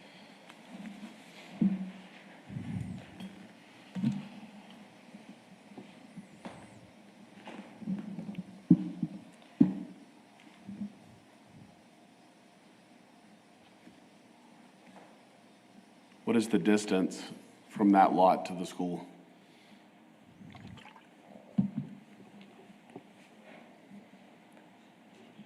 When they measure the distance between a lot and a school, are they measuring it from the frontmost point or the alley? I don't either. There is no sidewalk on the west side of Pope north of the alley, between the alley and Spalding. There is a newer sidewalk, I guess the school district built on the east side of Pope between the alley Where the and parking lot Spalding. is. Yes, sir, but not on The subject the property west side, same side. So there is no connecting sidewalk between the alley and Spalding. Okay, thank you, Russell. I think this one is, I think this one is one it's kind of in a gray area. If we had the new ordinance in place, obviously we would have better researched what sidewalks are there, what condition. Like I said, it's hard to tell if there's a sidewalk north of there, so it's very likely that there's not more than 50% on that block. Just looking at it again, and so I mean it's really up to you all, but it would be a judgment call even under the new ordinance. I do have a quick question. When you're actually measuring distance between, and I'm not gonna lie, I haven't read through our binder of information to see if it's in there, but when you're measuring distance between a subject property and a school or a church, is it measured from the frontmost point? Like, for instance, the property front door would be facing south, if the school's north. Are you measuring from Coberland? Are you measuring from the alley? Like, where exactly is the point that we can figure out? It would be the closest part of the lot that the school sits on Okay. to the closest part of the subject lot. Okay, thank you for the clarification. We just checked it using GIS and it came out to about 415 feet. Thank you. Okay, thank you. All right. Can I make a motion? Oh, yes, I've closed public comment, I believe, so yes, we can take a motion. Okay. I will make a motion to have sidewalks on Coberland, but not on Pope. Okay, we have a motion to approve with the sidewalk on Coberland, no sidewalk on Pope. Do we have a second?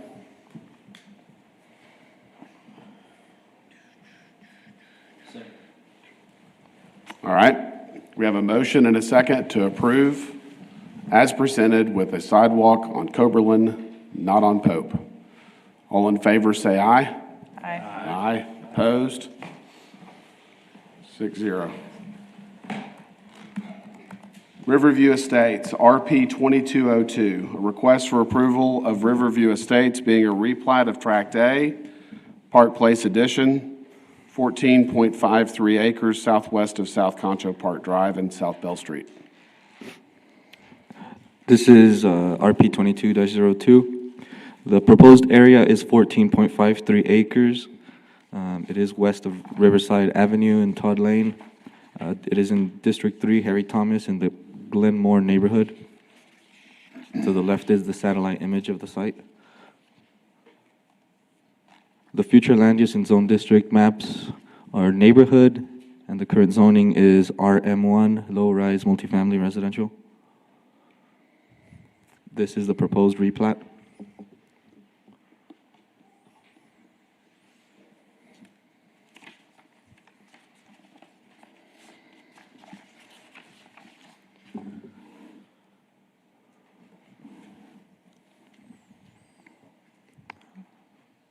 So staff is recommending for the planning approval of RP 22-02, a residential replat of Park Place, Lot A, located west of Riverside Avenue and Todd Lane, subject to 12 conditions of approval. The first is the tax certificate. Next would be a requirement to install a 4-foot maintenance easement, and this is required since the lots that are being platted are 0 lot line homes.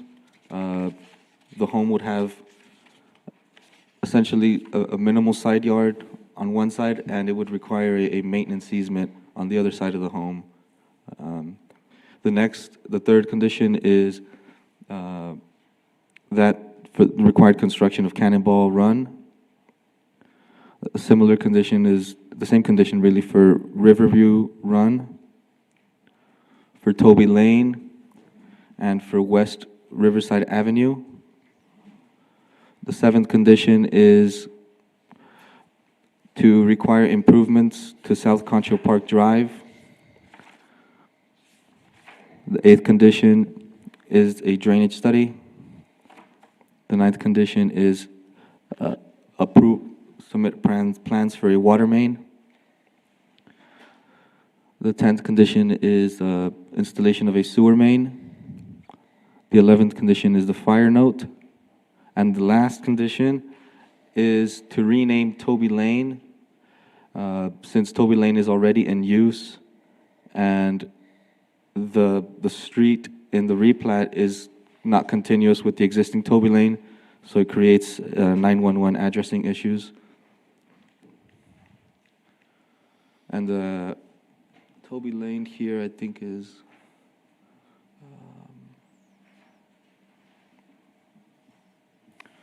well, this is South Concho Park Drive. That's the one that's requiring improvements due to it being under the current minimum standard. And Toby Lane is right here. And I believe that the existing Toby Lane runs to the east of that.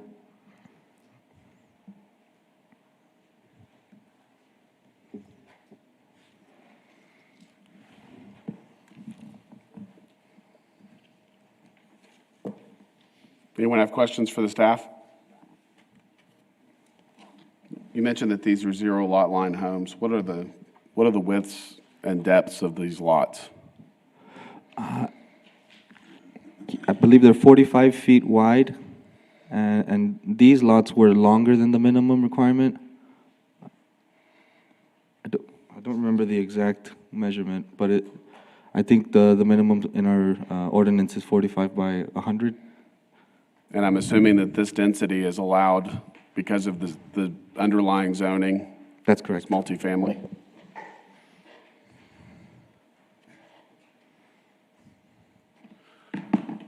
Okay, anyone have questions for the staff? Thank you, Raphael. We open it up for public comment.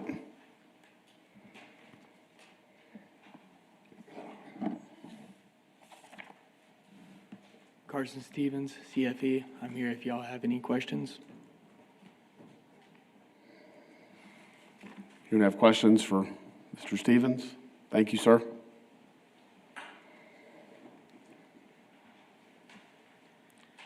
Mitchell Gatlin Engineering. Just wanted to clarify a couple of things. On the South Concho Park Drive improvement, that one would actually need to be removed from the plat requirements. There's actually city-owned land that runs in a strip adjacent to that, so this property actually isn't adjacent to that street width, so they would not be required to widen the park road.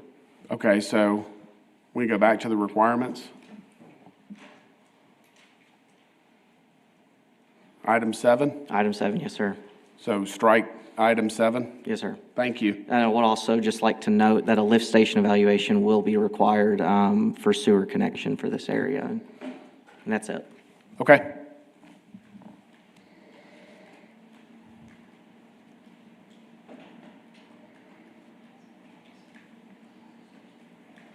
All right, anyone else wish to speak on this case? I'm going to close public comment.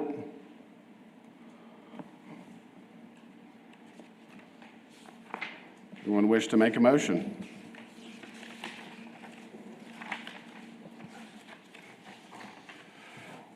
I move to accept as presented, striking item 7 in the requirements. Okay. We have a motion and a second to approve as presented, striking item 7 of the staff's recommendations. All in favor, say aye. Aye. Opposed? 6-0. Item H, RP 22-04, first replat of Lot 2, Lane Addition. A request for approval of a first replat of Lot 2, Lane Addition being 2.044 acres southwest of Bowie Street and West 29th Street. Variances from Chapter 103A1 and 103A2 of the subdivision ordinance to allow 29th Street to maintain a 60-foot right-of-way and 36-foot paving width, and to allow Bowie to maintain a 52-foot right-of-way and 40-foot paving width, and to allow Oak Lawn Boulevard to maintain a 36-foot paving width. Thank you, Chair Stribling, Planning Commissioners, Jeff Fisher, Chief Planner. Next case today is a first replat of Lot 2, Lane Addition. So this approximately 2-acre property sat for a very long time with only one house on it. It was zoned RS1, so the developer wants to cut it up into a total of 8 lots for residential. And RS1 only needs 5,000 square feet. So this is the proposal. They would subdivide the 8 new lots off of the existing home. So the home would stay as Lot 2A in that picture, and then you would have 8 new lots. 5 of those lots face 29th Street, and then 2 of them face Oak Lawn Street. All of these, total of 5 variances were requested because all of the streets were deficient. West 29th Street has a deficient right-of-way and paving. Bowie has a deficient right-of-way and paving, and Oak Lawn has a deficient paving, but the right-of-way is sufficient. In addition, staff is recommending a sidewalk on West 29th. This is a major arterial road, so that's consistent with the new sidewalk ordinance. So the right-of-way for East 29th Street is deficient. The applicant, instead of dedicating so they're short 10 feet, instead of dedicating 10 feet in a straight line, this street has a very unique curve, and so it's actually dangerous if they were to widen it going in that same direction. So they're proposing a right-of-way dedication of 10 feet at the corner of Oak Lawn and East 29th, but that'll taper to reflect the curve in the road. So that's what they're requesting, and engineering and planning staff are in support of that. So let's go quickly to each of the variances. This plat conforms with the purpose statements and comprehensive plan. So looking at West 29th first, it is only 36 feet wide. It would normally need to be 64 feet, but it serves more as a local or a collector road and not really an arterial at this point. This is a very unique situation where we wouldn't normally support this, but given the substantial curve in the road and some of the danger, I had a customer lives in the neighborhood, and she also had concerns with that road. So this city could come in the future with a CIP or another project and realign that road. So really, we're okay with the paving width. It functions as a local. It's actually 36 feet wide for about half a mile. So staff's recommendation is to support get the right-of-way dedication with that taper, so somewhere it'll be between 5 and 10 feet in total, but keep the paving width at 36. Bowie and Oaklawn are fine. They're a little bit deficient as well, but we're comfortable not requiring the right-of-way. Bowie's got a sidewalk on one side already, and Oaklawn, again, both of these are infill, local. Bowie's a collector, but again, serves as a local, same reason as 29th, and then Oaklawn is a local. So we're okay with all the variances, except we do want the right-of-way based on that curvature on 29th Street. The last point is on the sidewalk. The yellow lines indicate sidewalks in the area already, so you've got sidewalks on Bowie. I believe that's a minor collector, but it's a pre-existing situation. In this case, we just want it on 29th. We already have one on one side of Bowie anyway. And then 29th is an arterial, so we do anticipate more traffic, more pedestrians walking along there, and that's consistent with the new ordinance. So, in summary, approval of a first replat of Lot 2 lane addition with the 10 conditions outlined in your staff report. Approval of a variance to maintain a 36-foot paving width with curb and gutter for Oaklawn and Urban Local Street. So that's a pretty straightforward one. And then approval of variances to maintain a 52-foot right-of-way, which will be close to the new standard, and a 40-foot paving width for curb and gutter for Bowie Street and Urban Collector Street. And approval of the 36-foot paving width variance with curb and gutter on West 29th. But we are recommending denial of the right-of-way variance on 29th. We want that additional tapered right-of-way. And then recommend the sidewalk on 29th. Any questions or comments? So we're, out of the 5 variances, we're supporting 4, but we're denying the one on 29th for right-of-way. Okay. Thank you. Thank you, Mr. Fisher. I'm going to open it up for public comment. Russell Gully with SKG. We're okay under this proposed layout with the granting the right-of-way on 29th Street. Would be happy to answer any questions. All right. Thank you, Mr. Gully. Anyone else have questions or comments? All right, I'm going to close public comment and take a motion.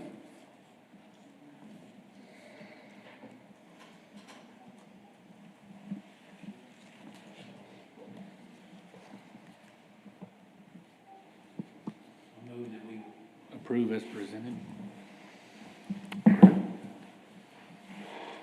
Second. We have a motion and a second to approve as presented. All in favor, say aye. Aye. Aye. Opposed? 6-0. Rezonings. I'm going to read 2 things in here. City Council has final authority for approval of rezonings. Item A, Z22-01, South Extension of Appaloosa Trail.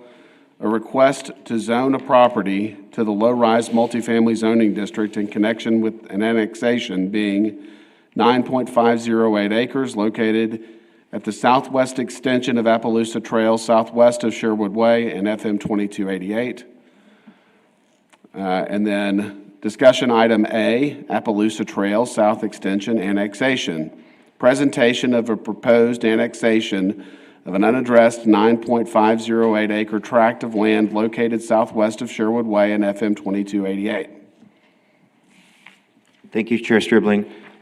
So we're going to start with the discussion item for the annexation. You do not have to vote on this. This is just for information.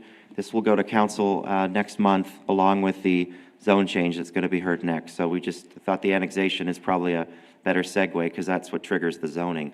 So the subject property is 9.508 acres. It would be the south extension of Appaloosa Trail. It's in District 6. Once it's annexed, it would be in District 6, Larry Miller, and it would be in the Bonham neighborhood. This is a survey of the property. Nothing's set in stone yet, but the applicant has discussed with staff the potential for a multifamily housing. And so the proposed zoning in a few minutes will be when I present, will be an RM1. So there's plenty of land for that. We are looking at any potential changes to thoroughfares, as there are collectors and arterials in that area. So that's part of the annexation discussion. And the second part is the servicing plan. There is water and sewer. I'll let engineering speak to that, but I believe it stops at the north end of the lot. So there'd have to be a way to connect that down. And as I said, we are having those discussions now between this month and council next month. So that's just a brief presentation of what it is. It is located in the immediate area for annexation in the city's comprehensive plan, and its designated neighborhood, so that would support the RM1 zoning when this comes into the city. So again, right now, it's unplatted, undeveloped land, would be rezoned to RM1, and they are going to need to look at platting as well when this comes into annexation, possibly doing a preliminary plat, since that new lot will be cutting out of what was the much larger surveyed tract. So if anyone has any questions, again, this is just a discussion item to notify you of what's coming to council next month.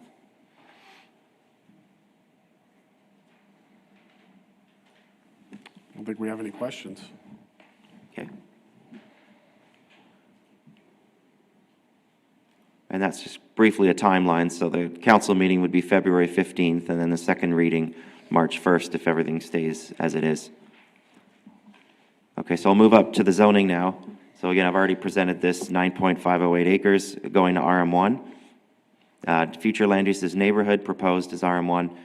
That's the survey again. 5 notices were mailed out. It's such a huge chunk of land, so there wasn't really much in the area. And just for proximity purposes, this is immediately west of the Boulevard Apartments. So it's right on the edge of southwest edge of town. Not really much to see right now. Appaloosa dead ends right there, so it would just be south of that. We're definitely in support of this proposal for zoning. The Resentel study, some of you may be familiar with in 2009, San Angelo has an issue with the kind of middle range housing. We've got a lot of single family and the very expensive apartments, but we don't have a lot of the affordable multifamily and duplexes and things like that. So we believe it's consistent with the comprehensive plan in that study. Staff recommends approval of the, pardon me, that should be RM1, of the RM1 zoning district. And that concludes our presentation. Any questions or comments? Anyone have questions for the staff? Thank you, Mr. Fisher. I'm going to open it up for public comment. If you wish to speak on this case, please state your name and address or single member district. And I'd just like to add for the record, we did get a letter this morning from Mr. Templin that owns the adjacent property, and he is in support. So there's one in support of the request. Thank you. Thank you. All right, I'm going to close public comment. Anyone want to share thoughts or make a motion?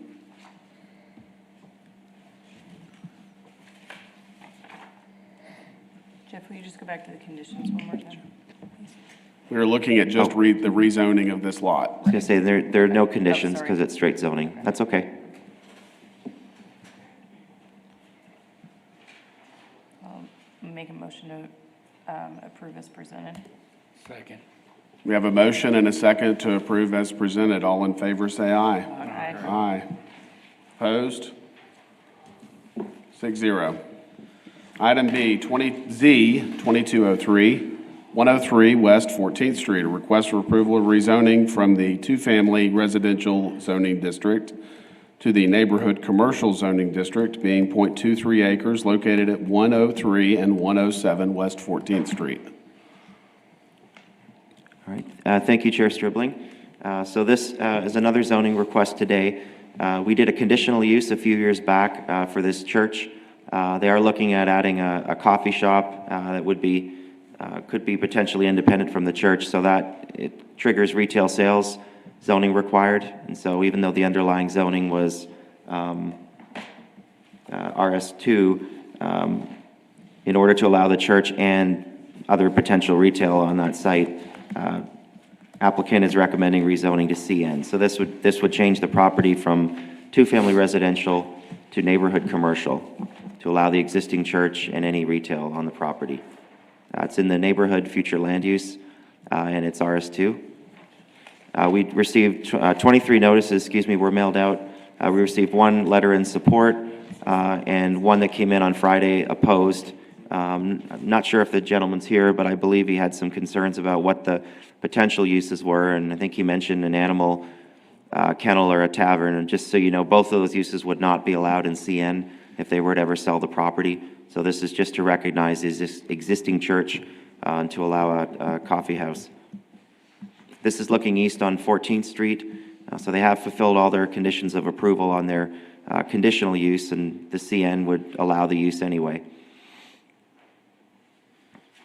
So the RM1 zoning is going to be compatible with, the CN zoning will be compatible with neighborhood future land use.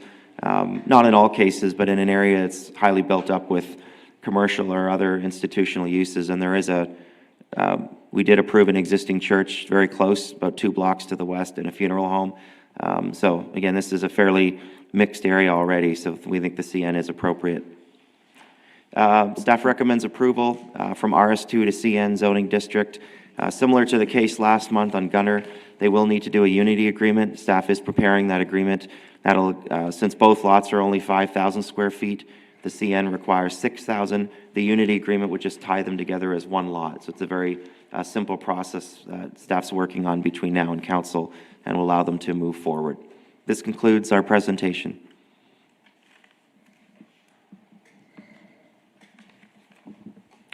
Could you go back to the aerial, please? You mentioned that this was a neighborhood that's in transition. So the zoning looks like it's single family all around it, at least. Is that a block, half a block to the west? It's neighborhood center. So could you speak to the uses surrounding this site, please? Yes, I'm going to try to, unfortunately, the map only goes so far, but I think just over, and I think it's like just west of Far Street is where the existing church is that got a conditional use. So churches can have conditional uses inside residential zoning, and then the funeral home was like right next to it. And then it's about a block from Chadburn Street. So I think the fact that the conditional use was already there and we're recognizing it, we think that the site is too big to really get developed any bigger because they need to have the space for parking. So I think the applicants are here, I'll let them speak to it, but I would think the coffee shop would be inside the existing building and wouldn't generate any new building expansion. So I think based on those reasons, staff is in support. Is there a reason why they want to go to CN and not get a conditional use?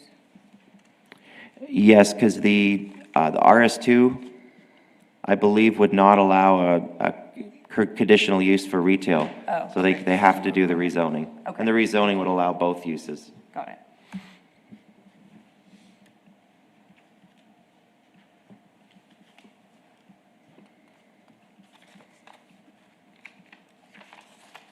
This is another one. Yeah, that's all. This one. The one on Southern Oak. Okay, anyone else have questions for the staff? I'm going to open it up for public comment. If you wish to speak on this case, please state your name and address or single member district.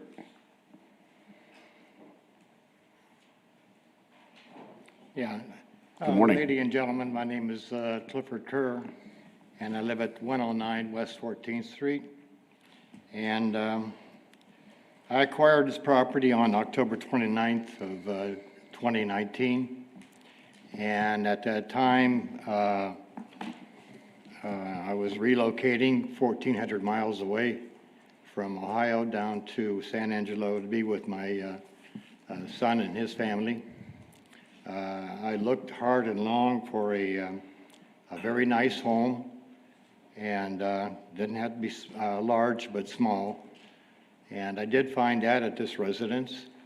The home adjacent to my left was a comparable brick home, larger, but very good quality, as well as mine. I followed through it in acquiring the home, understanding that it's a residential community. To my right is the zoning in question here was a vacant land behind me, and I felt very comfortable in go ahead and purchasing the home. Shortly after buying the home, weeks or maybe a month or so, I found a sign on the subject property was rezoned. Very frustrated, very upset. But following that, I met the owners, and they told me it was going to be a house of worship. As a decorated Vietnam veteran, war veteran, I certainly approve of God and country, and I met them, and they're very nice people. However, changing again zoning to commercial is not within my ideal of moving for a retirement home with some tranquility and living the rest of my life out. The adjacent property was finally, it was moved in instead of built, and I was a little concerned about that. It also looked like a twinplex, which concerned me. And, but however, it was very tastefully done. I have no problem with that. And, but thinking about the commercial property, what it could be, what it could evolve into being over years from here, maybe a tavern, maybe a dog kennel, I don't know. I know that's not the subject of today's debate, but that's how I feel about it. I don't want to put up with a bunch of traffic. I don't want to put up with a bunch of noise. That's about it on that. The only thing I request is that the commission, please, deny the request. Furthermore, I do hope and pray that the owners pursue their request or their original intent as a house of worship. Thank you very much. Thank you, Mr. Kerr.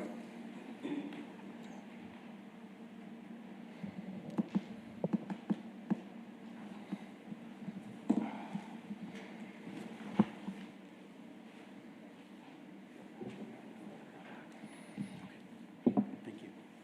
Good morning. My name is Edward, and this is my wife, Linda, and we're the ministers of the ministry building there on 14th Street, and we're just here to answer any questions that the council might have. I guess then before that, we have some comments. Mr. Kerr, nice man, but he's incorrect as far as not knowing that this was going to be a church. Before he purchased the home, we were outside doing yard work, and him, his son, and the realtor came over and saw us doing yard work and asked us about the property.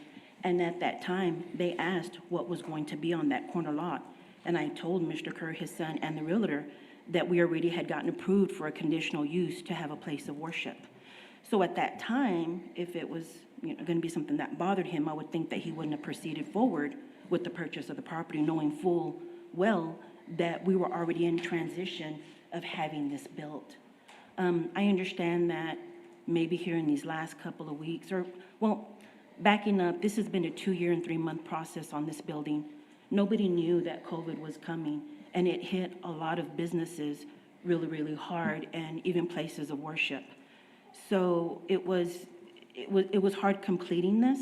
There was a supply shortage. People couldn't go to worship, so we lost all of our congregants. We went and met with the city about 3 months ago and met with Aaron Vinoy and asked him if we could get a zone change, because we were going to have to sell the building because we were kind of in over above our heads with the required things that the city was requiring us to do on the building. But at that time, he assured us, he told us, he's the one that suggested a coffee shop. Why don't you do a coffee shop like all these other churches? And I said, well, I thought we couldn't. So we had hope again.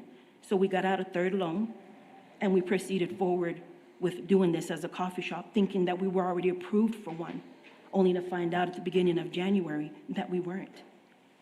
So that's where we're at right now. It was a surprise to us at the beginning, but the city has been very supportive. When we met with Mr. James, we had to redo the pedestrian sidewalk. We didn't know that we had to have a ramp on the pedestrian sidewalk. So we spent another $10,000 having half of that sidewalk the pedestrian sidewalk torn out and putting the dome in and putting some additional parking to satisfy the city.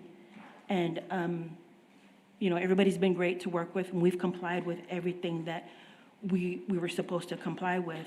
But, yes, everybody in the neighborhood was well aware that we were doing this, and that we were talking about a coffee shop, as some of our neighbors had asked us to do before, but we weren't going to do that because of cost. But now we've gone forward with this, again, not knowing until the beginning of January that we weren't approved for it. Okay. You have questions for the applicants? Thank you. Thank you for your time. Thank you. Anyone else wish to speak on this case?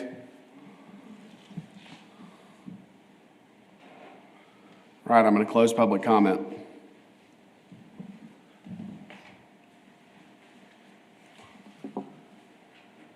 This is a difficult case in my mind. We talk about the protection of our neighborhoods from zoning changes that allow commercial development into the boundaries. And while this is very close to Chadbourne, it is not on Chadbourne. It is in a neighborhood. And I don't see any other businesses close to it. You've mentioned that there's a funeral home nearby. Yes. Mr. Fisher, how far is it? About 2 blocks to the northwest. I believe it's, and actually, to the northwest? Or yes. to the... So one of these here, I believe, is the funeral home, and then the other one is the church. I can't remember which one's which, but it's, like I said, they're right about here.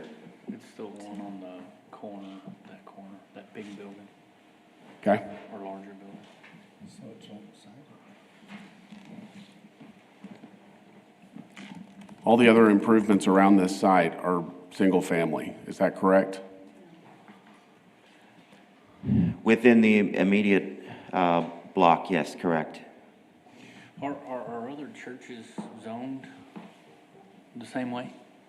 No, the other church got a conditional use, and then the funeral home was very, very old. It got a special permit.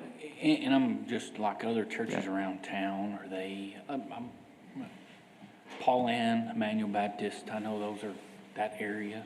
Are they zoned that same way, or? I know No. they're in the middle of residential, or some of them.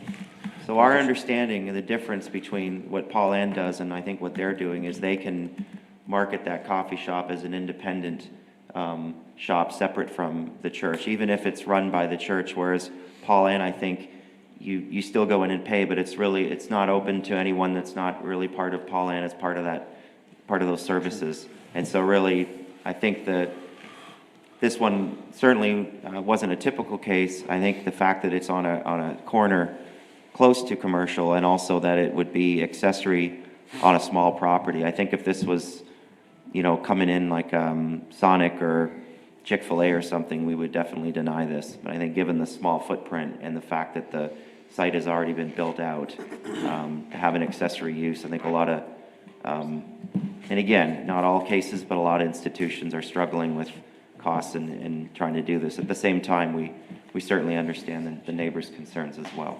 Yeah. It's not a conditional use, it's a rezone. And that's what I have a challenge with. When you rezone it, you open that up for the future for a whole lot of other stuff. Exactly. Not just. And that's the concern I have with. If we were doing a conditional, if they ever did away with it, then it goes back. Right. Correct. I think. So that's, I have a concern with that as well. Not against the coffee shop, just rezoning. Sure. Totally.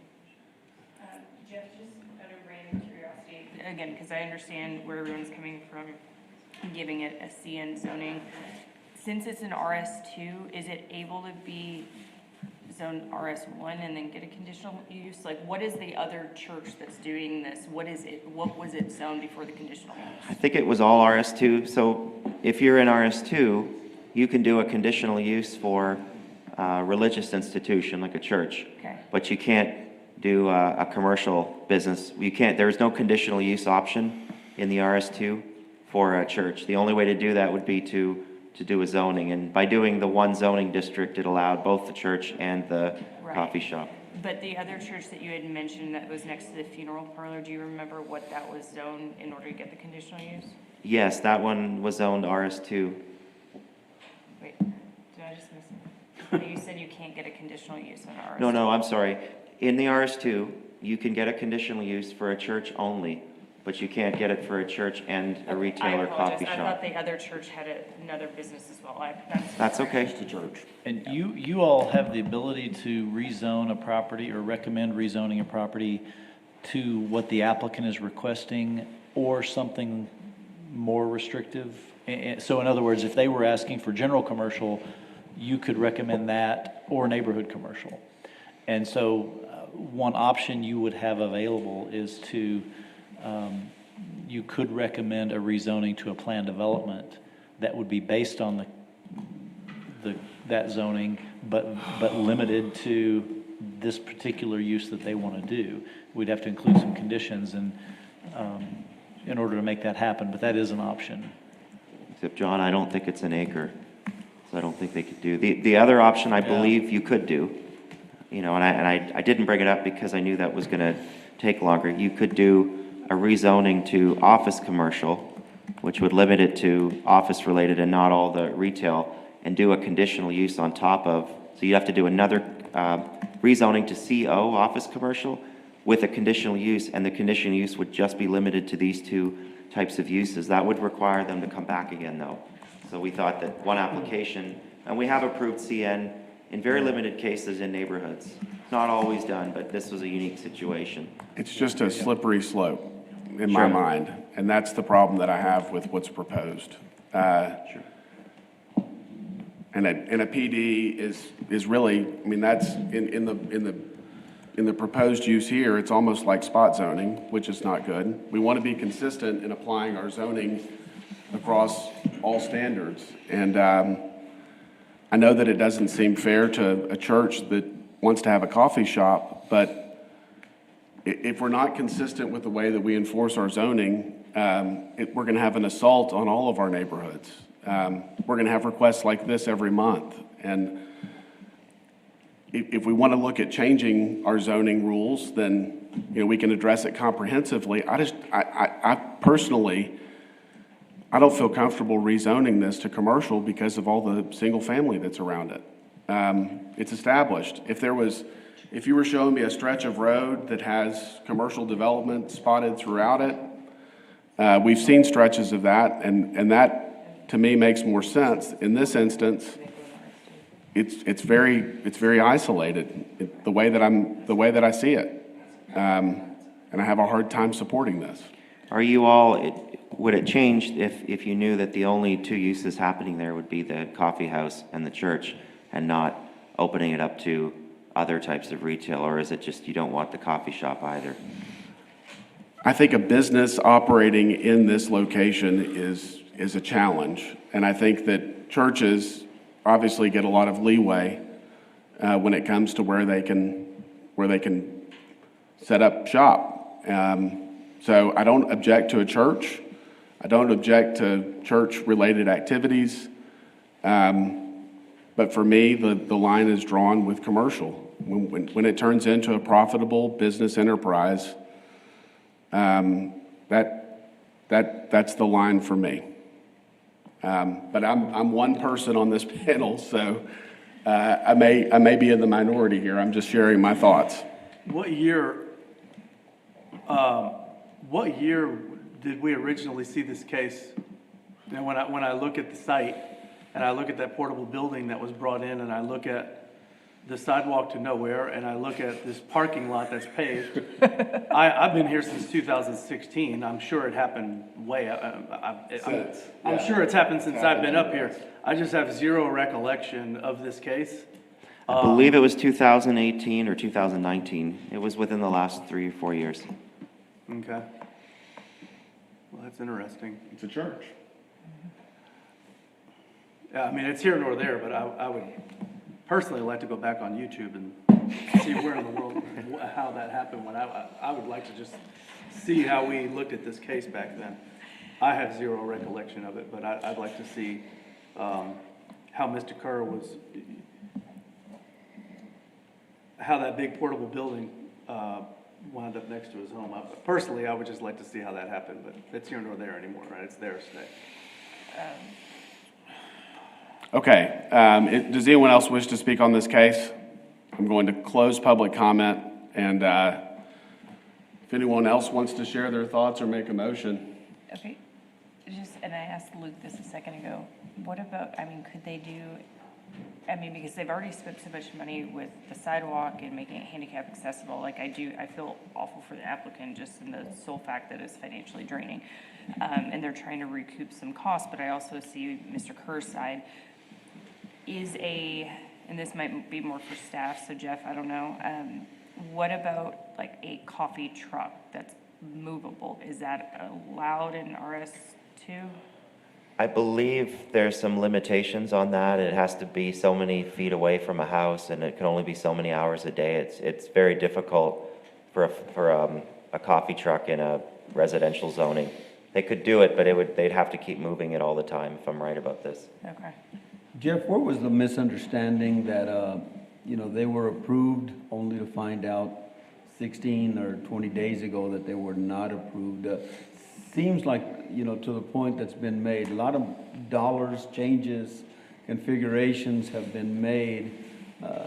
And I don't know if it was just lack of knowledge that they weren't approved or what's occurred. Any kind of timeline? I think originally what we understood, and Gonzalez's could correct me if I'm wrong, is originally it was going to be a house of worship. And then I think later, I wasn't involved in that next discussion, but I think there was kind of like what Paul Ann does where, the coffee shop the proceeds go to the church only, it's part of the same congregation, and so it's possible that they may have thought they were allowed because that type of coffee shop would be allowed. Once you open it up to retail and you have other people coming in and not just congregants, then the line it falls under retail sales and needs a rezoning. So I think, again, I wasn't involved in all the discussions, but I think staff's thought at the time was it was going to be a coffee house related to the church and not something that could be opened up to the larger public, which triggers a rezoning. So would the signage be the trigger? If it was a coffee shop within the church and, the congregants did come in, so making it retail or commercial would require a sign. The sign would then make it commercial, or what's going to trigger that? They could come back and everyone says that, they're members or congregants, but there seems to be a real fine line there unless it was signage or something that stated it was a coffee shop. I'm going to be very brief, but I'm going to give you the planning reasons. So it's sort of logical in terms of transportation and the number of traffic. If say you're Paul Ann, all those people that come in on Sunday morning are the same people then that would use the coffee shop. It wouldn't be open to everyone else. That's my understanding of it. If you turn it into a retail coffee shop, what that means is that other people could come in at any time, and so then it opens up the door to lots of traffic, or not necessarily a lot of traffic, but more traffic at different times, and not just the people that are going to the church that would get the coffee. But if I'm not a member of that church, I could drive in on a Tuesday night, for example. They could stay open late, and then they could go to use that coffee shop. And you're right, it's kind of a gray area, but it's kind of, it when you see it. If they're selling coffee on Sunday mornings and Wednesday nights, then, that would lead you to think it's for the church. If they're open every morning, every day, whether or not they have a sign or a drive-through, then it's probably a retail coffee shop. And there's some, you could probably think of examples where it's closer to one or the other, and you're not quite sure. But it really comes down to kind of a code enforcement question of what ultimately be what you could convince the judge is, does it meet the standard or not? And it really comes down to, is it truly accessory to the church, or is it its own standalone use is the ultimate question.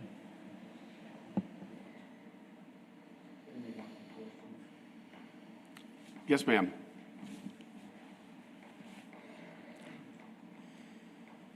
Again, as Jeff said, he wasn't in on the conversation that we had with Mr. Vinoy when we went in to see if we could get a zone change. And at that time, we were told that we didn't need it because we were already approved as a church, as a coffee shop or an agua fresca place or a daycare.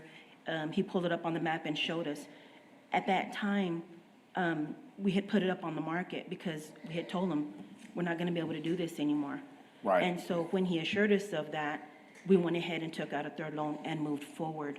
Also, we had mentioned to Mr. Kerr that we had put it up on the market, and he told us that he didn't want us to sell the building. He didn't want anybody else there.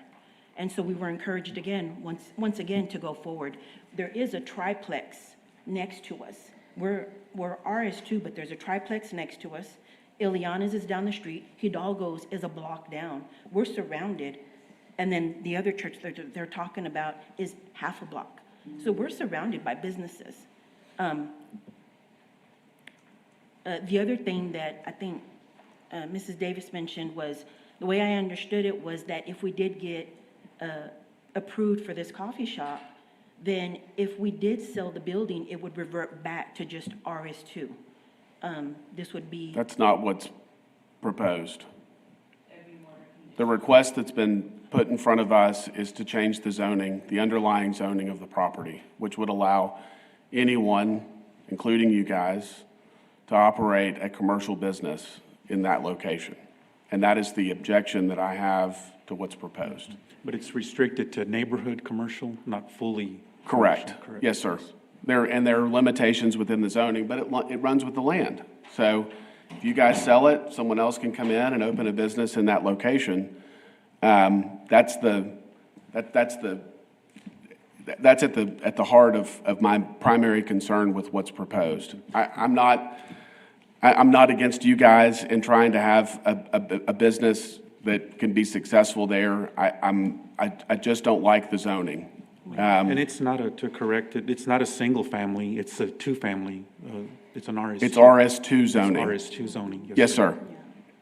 And I guess I just But it's residential zoning, right? Yes, but I guess I just don't understand why we are made to do it commercial to commercial standards if it's residential.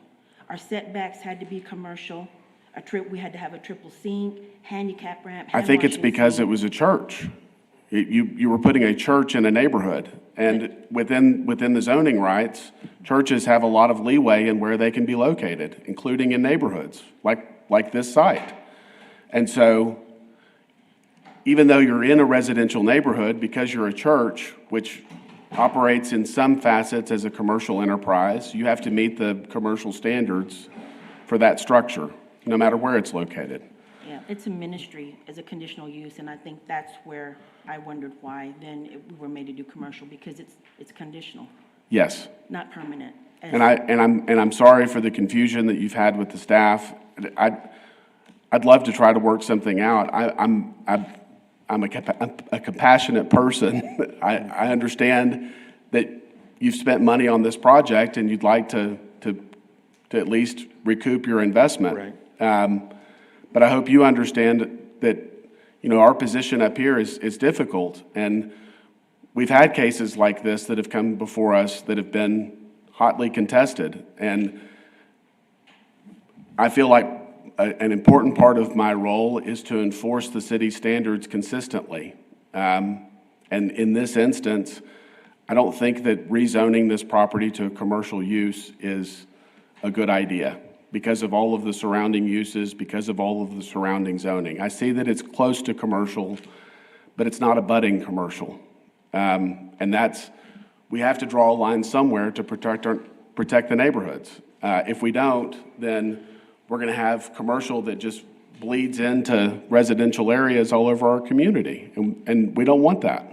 Right, and just to mention, Hidalgo's restaurant, it's off Chadburn, but... Yes, it's a block away. Beside of it, about halfway down the block, there's parking right there off of 14th Street. I understand, and again, the development patterns in our city are inconsistent in areas. And 14th Street serves as a thoroughfare. There's a traffic light at Bryant, at US 87 for 14th Street. So, but when you get east of Chadburn, it turns into a neighborhood.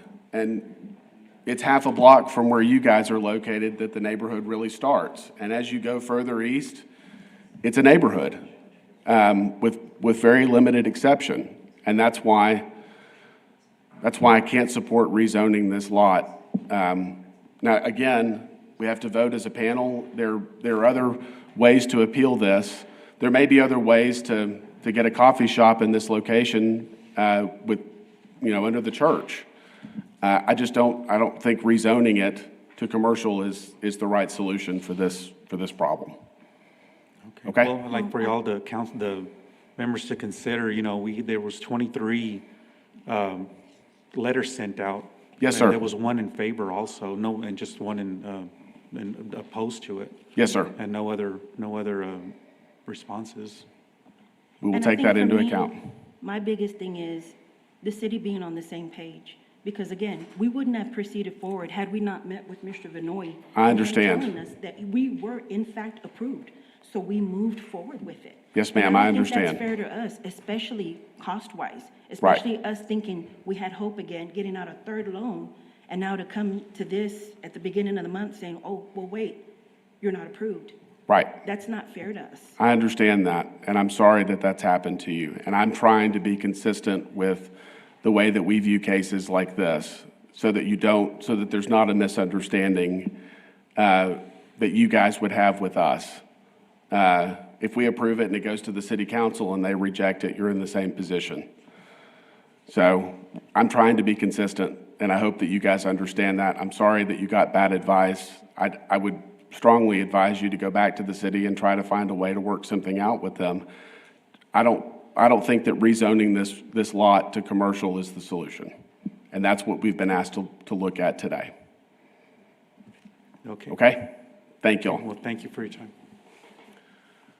Okay, I'm going to close public comment. Does anyone else want to share their thoughts or make a motion?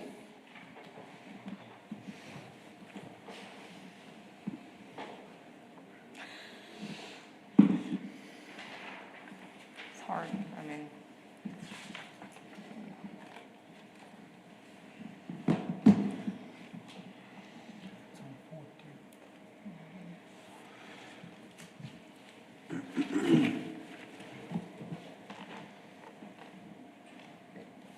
I'll make the motion. I'll make a motion. You go. Y'all ready? I move to deny the request as it was, I'll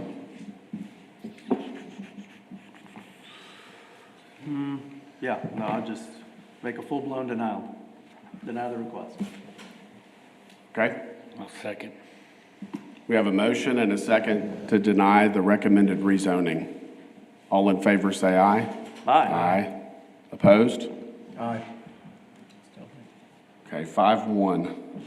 Would like to see if there's another option for it. Yeah, and he said that. Absolutely. They know that, but it No, doesn't have to- absolutely. It doesn't have to be part of my motion, so they Yeah, know yeah. they can go back to the city and figure something out. I will It didn't need to be in strongly the motion. Jeff, you said that they might be able to get like a PD or something, or some. So they have two options at this point. They can move forward and appeal this decision. I believe it's within 10 days, and give us a letter, and it would go to city council at the next earliest meeting. Or they could withdraw and come back with a office commercial zone change, which would at least not allow any retail uses, and with a conditional use. But again, that's going to drag it on longer. So those are the two options. I think, again, staff knew that, but felt that when we talked to them, the CN was the fastest way. And again, we still believe that this is appropriate in this particular block, maybe not in all cases. So they can move forward, or they can withdraw and try to come back at the other option. Another alternative to this, they know who to speak to. If not, could you just make sure that they've got the correct contact info? Yes, definitely. Thank you. Okay. Next item is conditional uses. The Planning Commission has final authority for approval of conditional uses. Appeals may be directed to the City Council. CU 2201, 4546 Southern Oak Lane, a request for approval of a conditional use to allow short-term rental in the zero lot line twin home and townhome residential RS3 zoning district located at 4546 Southern Oak Lane. All right, thanks, Commissioners. Request for a short-term rental use in the RS3 zoning. This would be a new short-term rental. This is looking at the existing house in the street view. So we did get a couple opposed, and then we got a bunch more on Friday Staff is still in support of the request, but we do have 8 letters in total opposed. We provided those to you. Most of them didn't have comments on it. There was one with one of the residents, and she did provide some additional information in the letter I attached to you.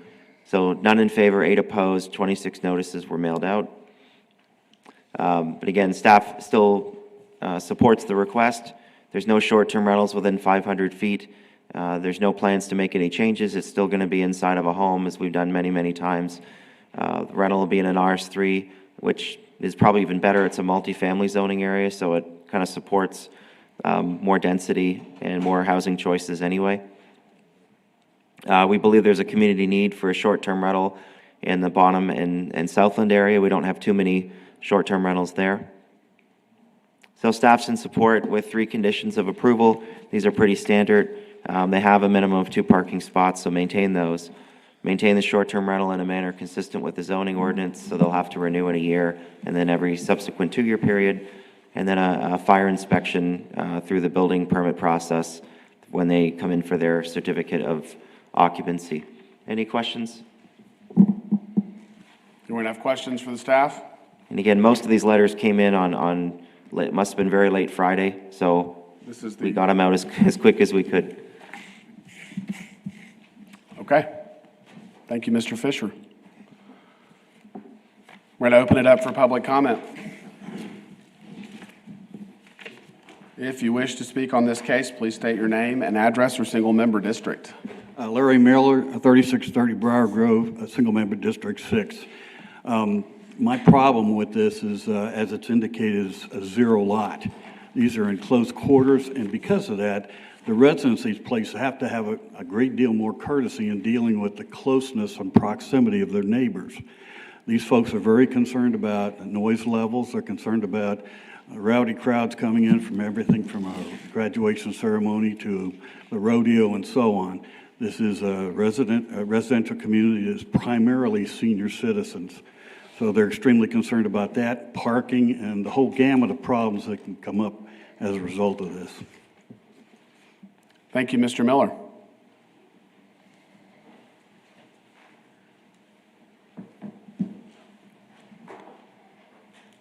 Rocky Templin. I built most of these patio homes over here, probably a couple hundred of them. The density is pretty intense, and the neighbor, I don't know the neighbor personally next door, but that wall typically has a glass block window in it, and it is open to that side yard. And with the school over there and the traffic's pretty tough anyway. So I hate to see we start over there. Once we start there on patio homes, they're going to be 1 every 500 feet. Thank you. Thank you, Rocky. Anyone else wish to speak on this case? All right, I'm going to close public comment. You know, generally speaking, when we talk about short-term rentals, there are a lot of similarities between short-term rentals and long-term rentals. In many instances, there are benefits to short-term rentals, I think. Obviously, the fire regulation and inspection of a home is one big benefit that is not required of a long-term single-family rental. But I recognize the density of this specific request, the lack of parking. Is there a rear garage?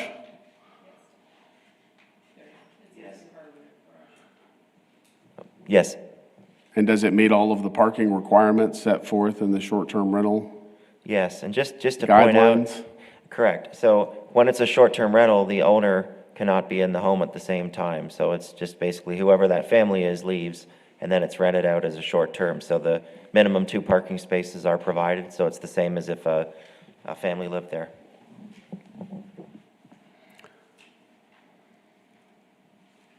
This is tough. Can you pull up the notification page again, or slide? Yes, sir. I open it up for public comment again. Rocky Templin, I would just like to point out that back when these were built, the zoning was R3, which was anything under 3-story apartments. So at the time, these didn't have to be rezoned to R2 or R2A to build single-family patio homes. So there could be apartments there today, but they didn't have to rezone it. So if this was zoned R2 or R2A or R1, I don't think you'd be having this situation. Okay, thank you. It's a lot of opposition. Yeah, that was gonna, my comment is we have seen, I mean, since that ordinance was passed moons ago, two of us, or I think three of us were with the STRs. Typically, other than the initial ordinance, this is the first time that I have seen an STR come up here and be this contentious, right? Typically, there's one or two. It's usually the immediate neighbor, and they just don't like them because they don't like them. But we have 8 in one case, and I think it's probably something that we shouldn't ignore. I think we need to look at it. Other than rubber stamping it, typically the STRs get a rubber stamp, right? Are they following the criteria? We all know that an STR has a more robust safety and inspection program than any of us would. Yep. But we can't ignore the fact that there's this many people that are asking us to take a closer look at this. And the density. No doubt. I think it's super tight over there. I think it's tight as it is. I couldn't imagine, in my opinion, even though, Jeff, you're saying they meet the parking criteria, I'm having a hard time with that one, but because I've been to those, I've been many times when Rocky was building those out. I mean, I've seen these 100 times, and that is super tight over there. No, I think rarely do we get 8 responses, period. Yeah, it's rare. So that tells me something there that we probably don't need to disregard.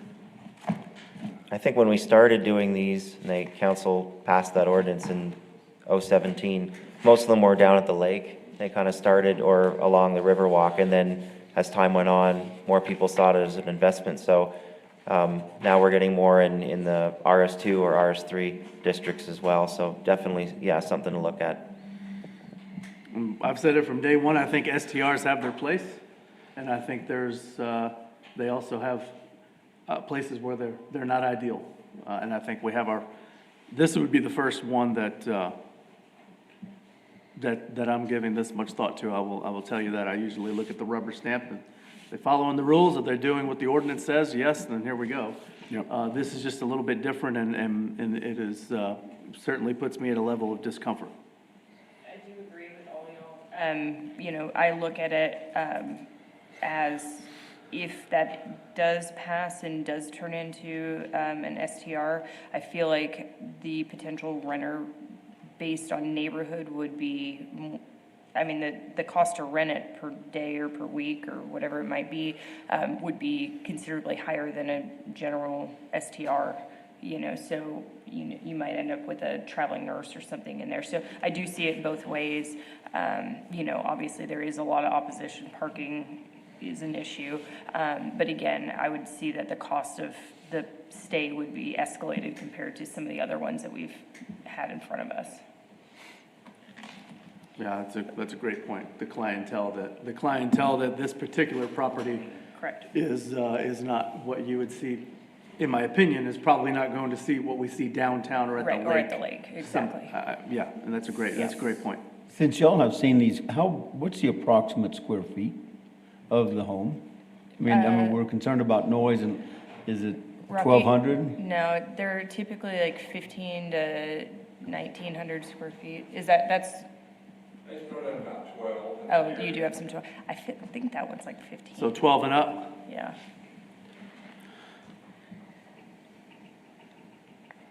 Okay. Is the applicant here? Is the applicant here? No.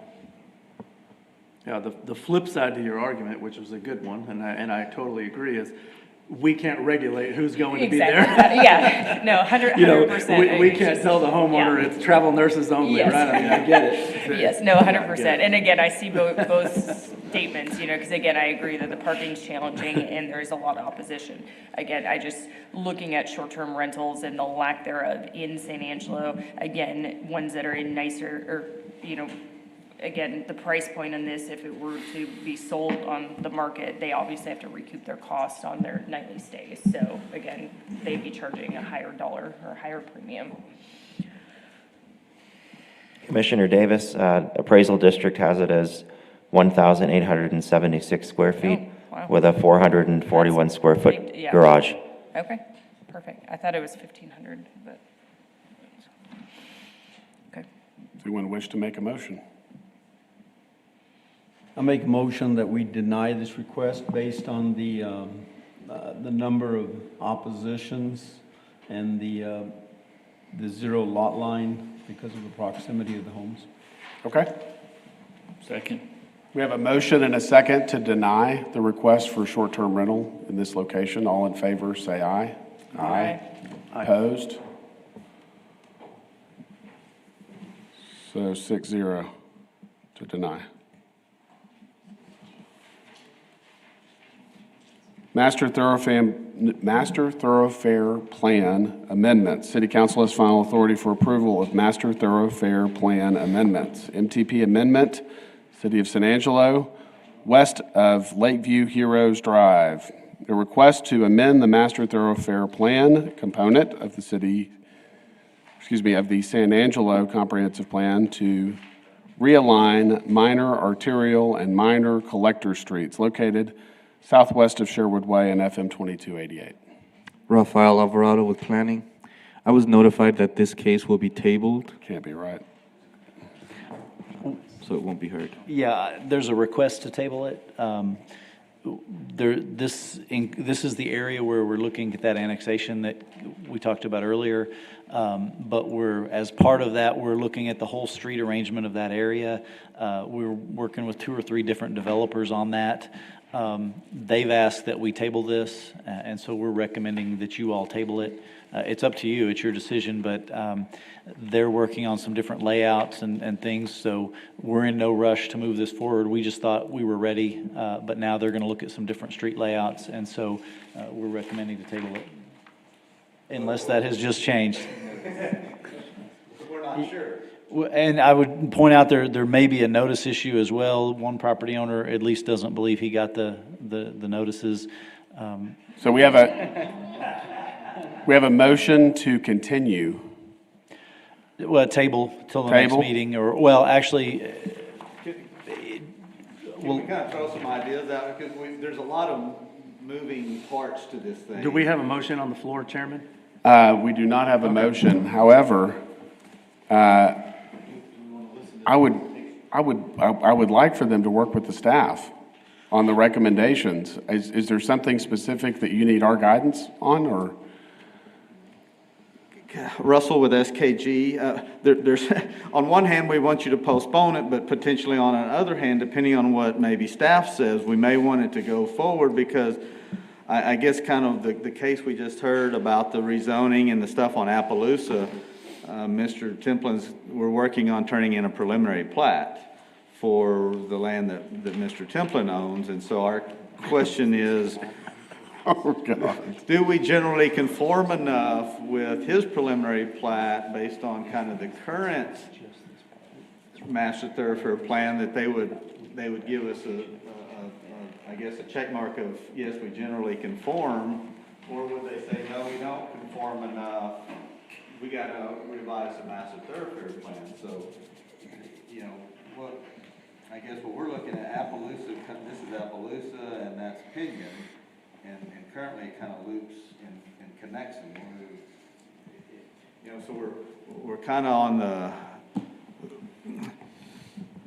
we got too much going on here, and I guess to help Rocky move forward with the other project that just got approved, we got to do a preliminary plat so we can do a final plat so they can do all of their stuff. I guess given that, I would recommend that because I'm not sure this would be consistent with the current thoroughfare plan, if we modify it like we're recommending, I believe this would be consistent.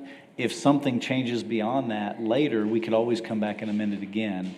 So that would probably be the way not to hold you up. Yes, Rugged Templin, yeah, I was just made aware of it last week by the party that's wishing to buy the 9 acres on the annexation. Their final plat, they had to have a preliminary plat. In the beginning, we thought they were gonna purchase it and then they would do their own preliminary and final plat. Yes, sir. So we're trying to get a final plat turned in today. I mean, a preliminary plat. Okay. And I would add on the notification issue, we're not obligated either by ordinance or state law to notify anyone of a thoroughfare plan change. We do that as a courtesy. If the only person that we believe didn't get the notice was Mr. Templin, he clearly has notice because he's here.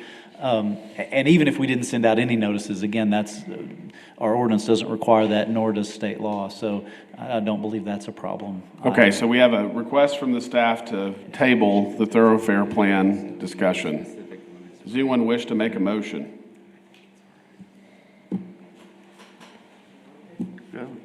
So moved. Did we table it? Okay, we have a motion, and do we have a second? Well, I think they've changed their minds. Instead of tabling it, they want to go ahead and actually move forward with it. Okay. So we can go ahead and present We the did not have a case. second, so that motion failed. He can It's withdraw. never carried. I would just withdrew it. It's been withdrawn. That was close. Okay.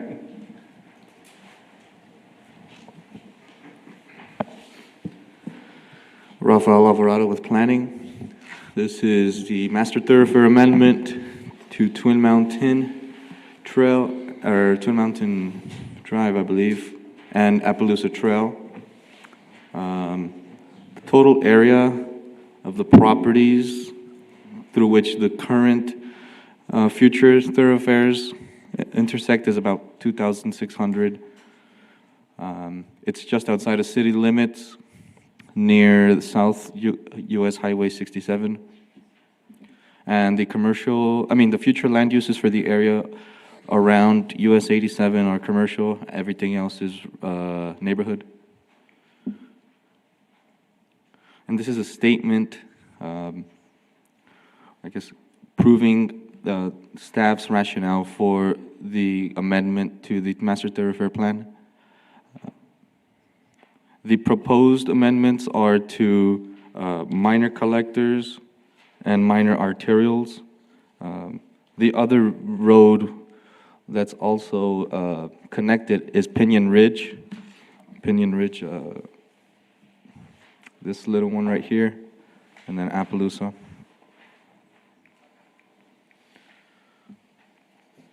So there was a development task force meeting, if I get the verbiage correct, in which 2 proposals were shown.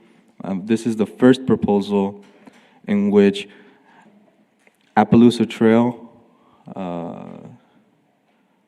is proposed to go directly across the Texas Pacifico Railroad, and staff realizes that in its own right is a very difficult possibility, getting I guess, access through through the railroad property.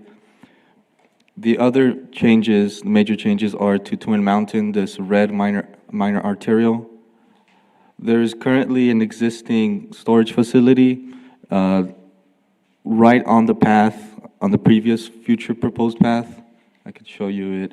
You can see it very clearly. It's this entire facility, and the future path had it going straight through there. So the new path for Twin Mountain proposes it to be pushed further south and to eventually connect to Chapel Hill. What's currently Chapel Hill.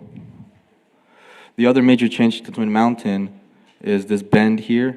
There's existing topography in the area, which makes it unfeasible for the road to be built through there.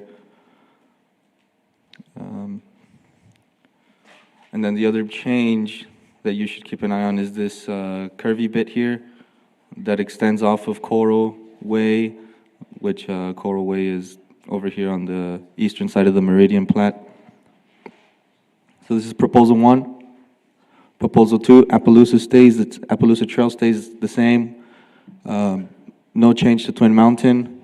However, this minor arterial is now proposed to go straight. So the changes to the minor collectors come about with future annexations in the area and the future land subdivisions that will take place. The changes to Twin Mountain are really topographical or relating to existing conditions. So with that, staff is recommending approval of the Master Thoroughfare Plan Amendment to Twin Mountain Drive and Appaloosa Trail.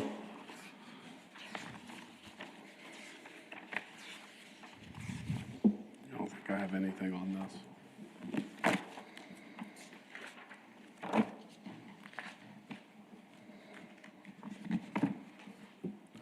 So are you asking us to pick between the two proposals?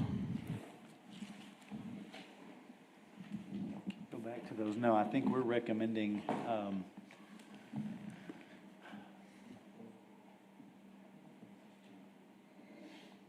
want to say it was proposal 2, is that correct? Yeah. Yeah, we had met with a group of developers, including the 3 primary property owners in that area of large tracts of land.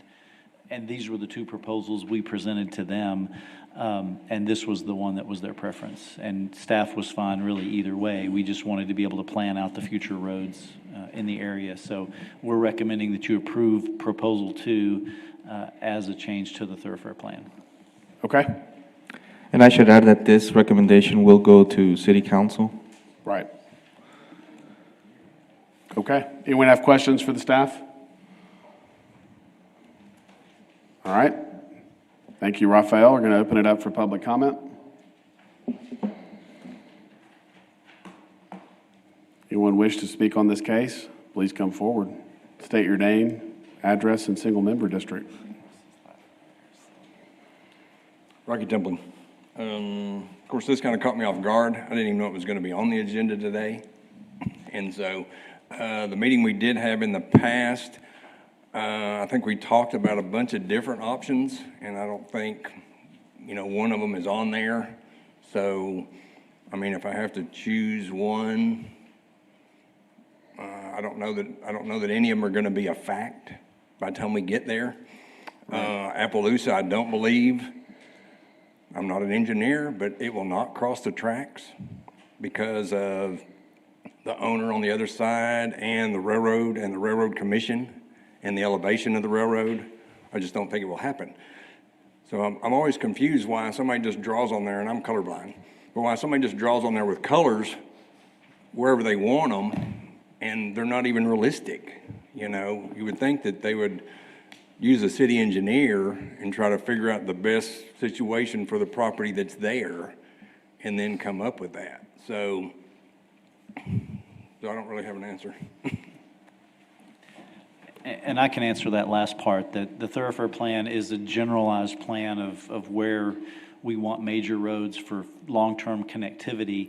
But as you can see, if you look at the whole thoroughfare plan map, we can't go out and engineer the exact location of every road. The idea is to get a general sense of where roads are going to go. And if a developer comes in and shifts it one way or moves it, that's all part of the process that we can work out. What we don't want to happen is if we don't show roads on a map like this, we don't want a developer to just build a subdivision, don't connect through, and all of a sudden you don't have through roads connecting throughout the city. So these are very general, and obviously that may or may not cross the railroad track. Those roads may not end up exactly where they're shown on the map, but for the purpose of a thoroughfare plan, it's intended to be general from the beginning. Okay. I'm going to close public comment. Anyone wish to make a motion?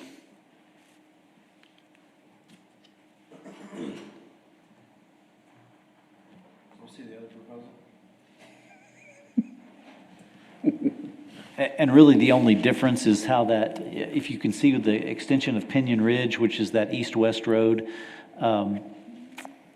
you can see how The road south of that, and I forget the name of that road, but it curves in and tees into Pinion Ridge.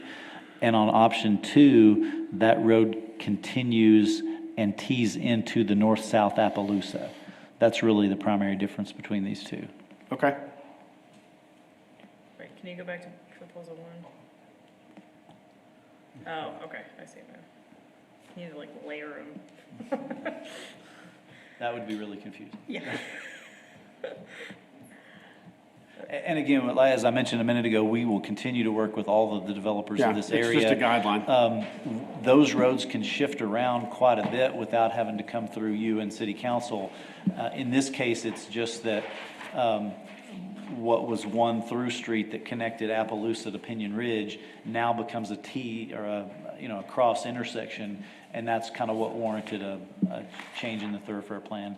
But if necessary, we can always bring this back if development needs another change.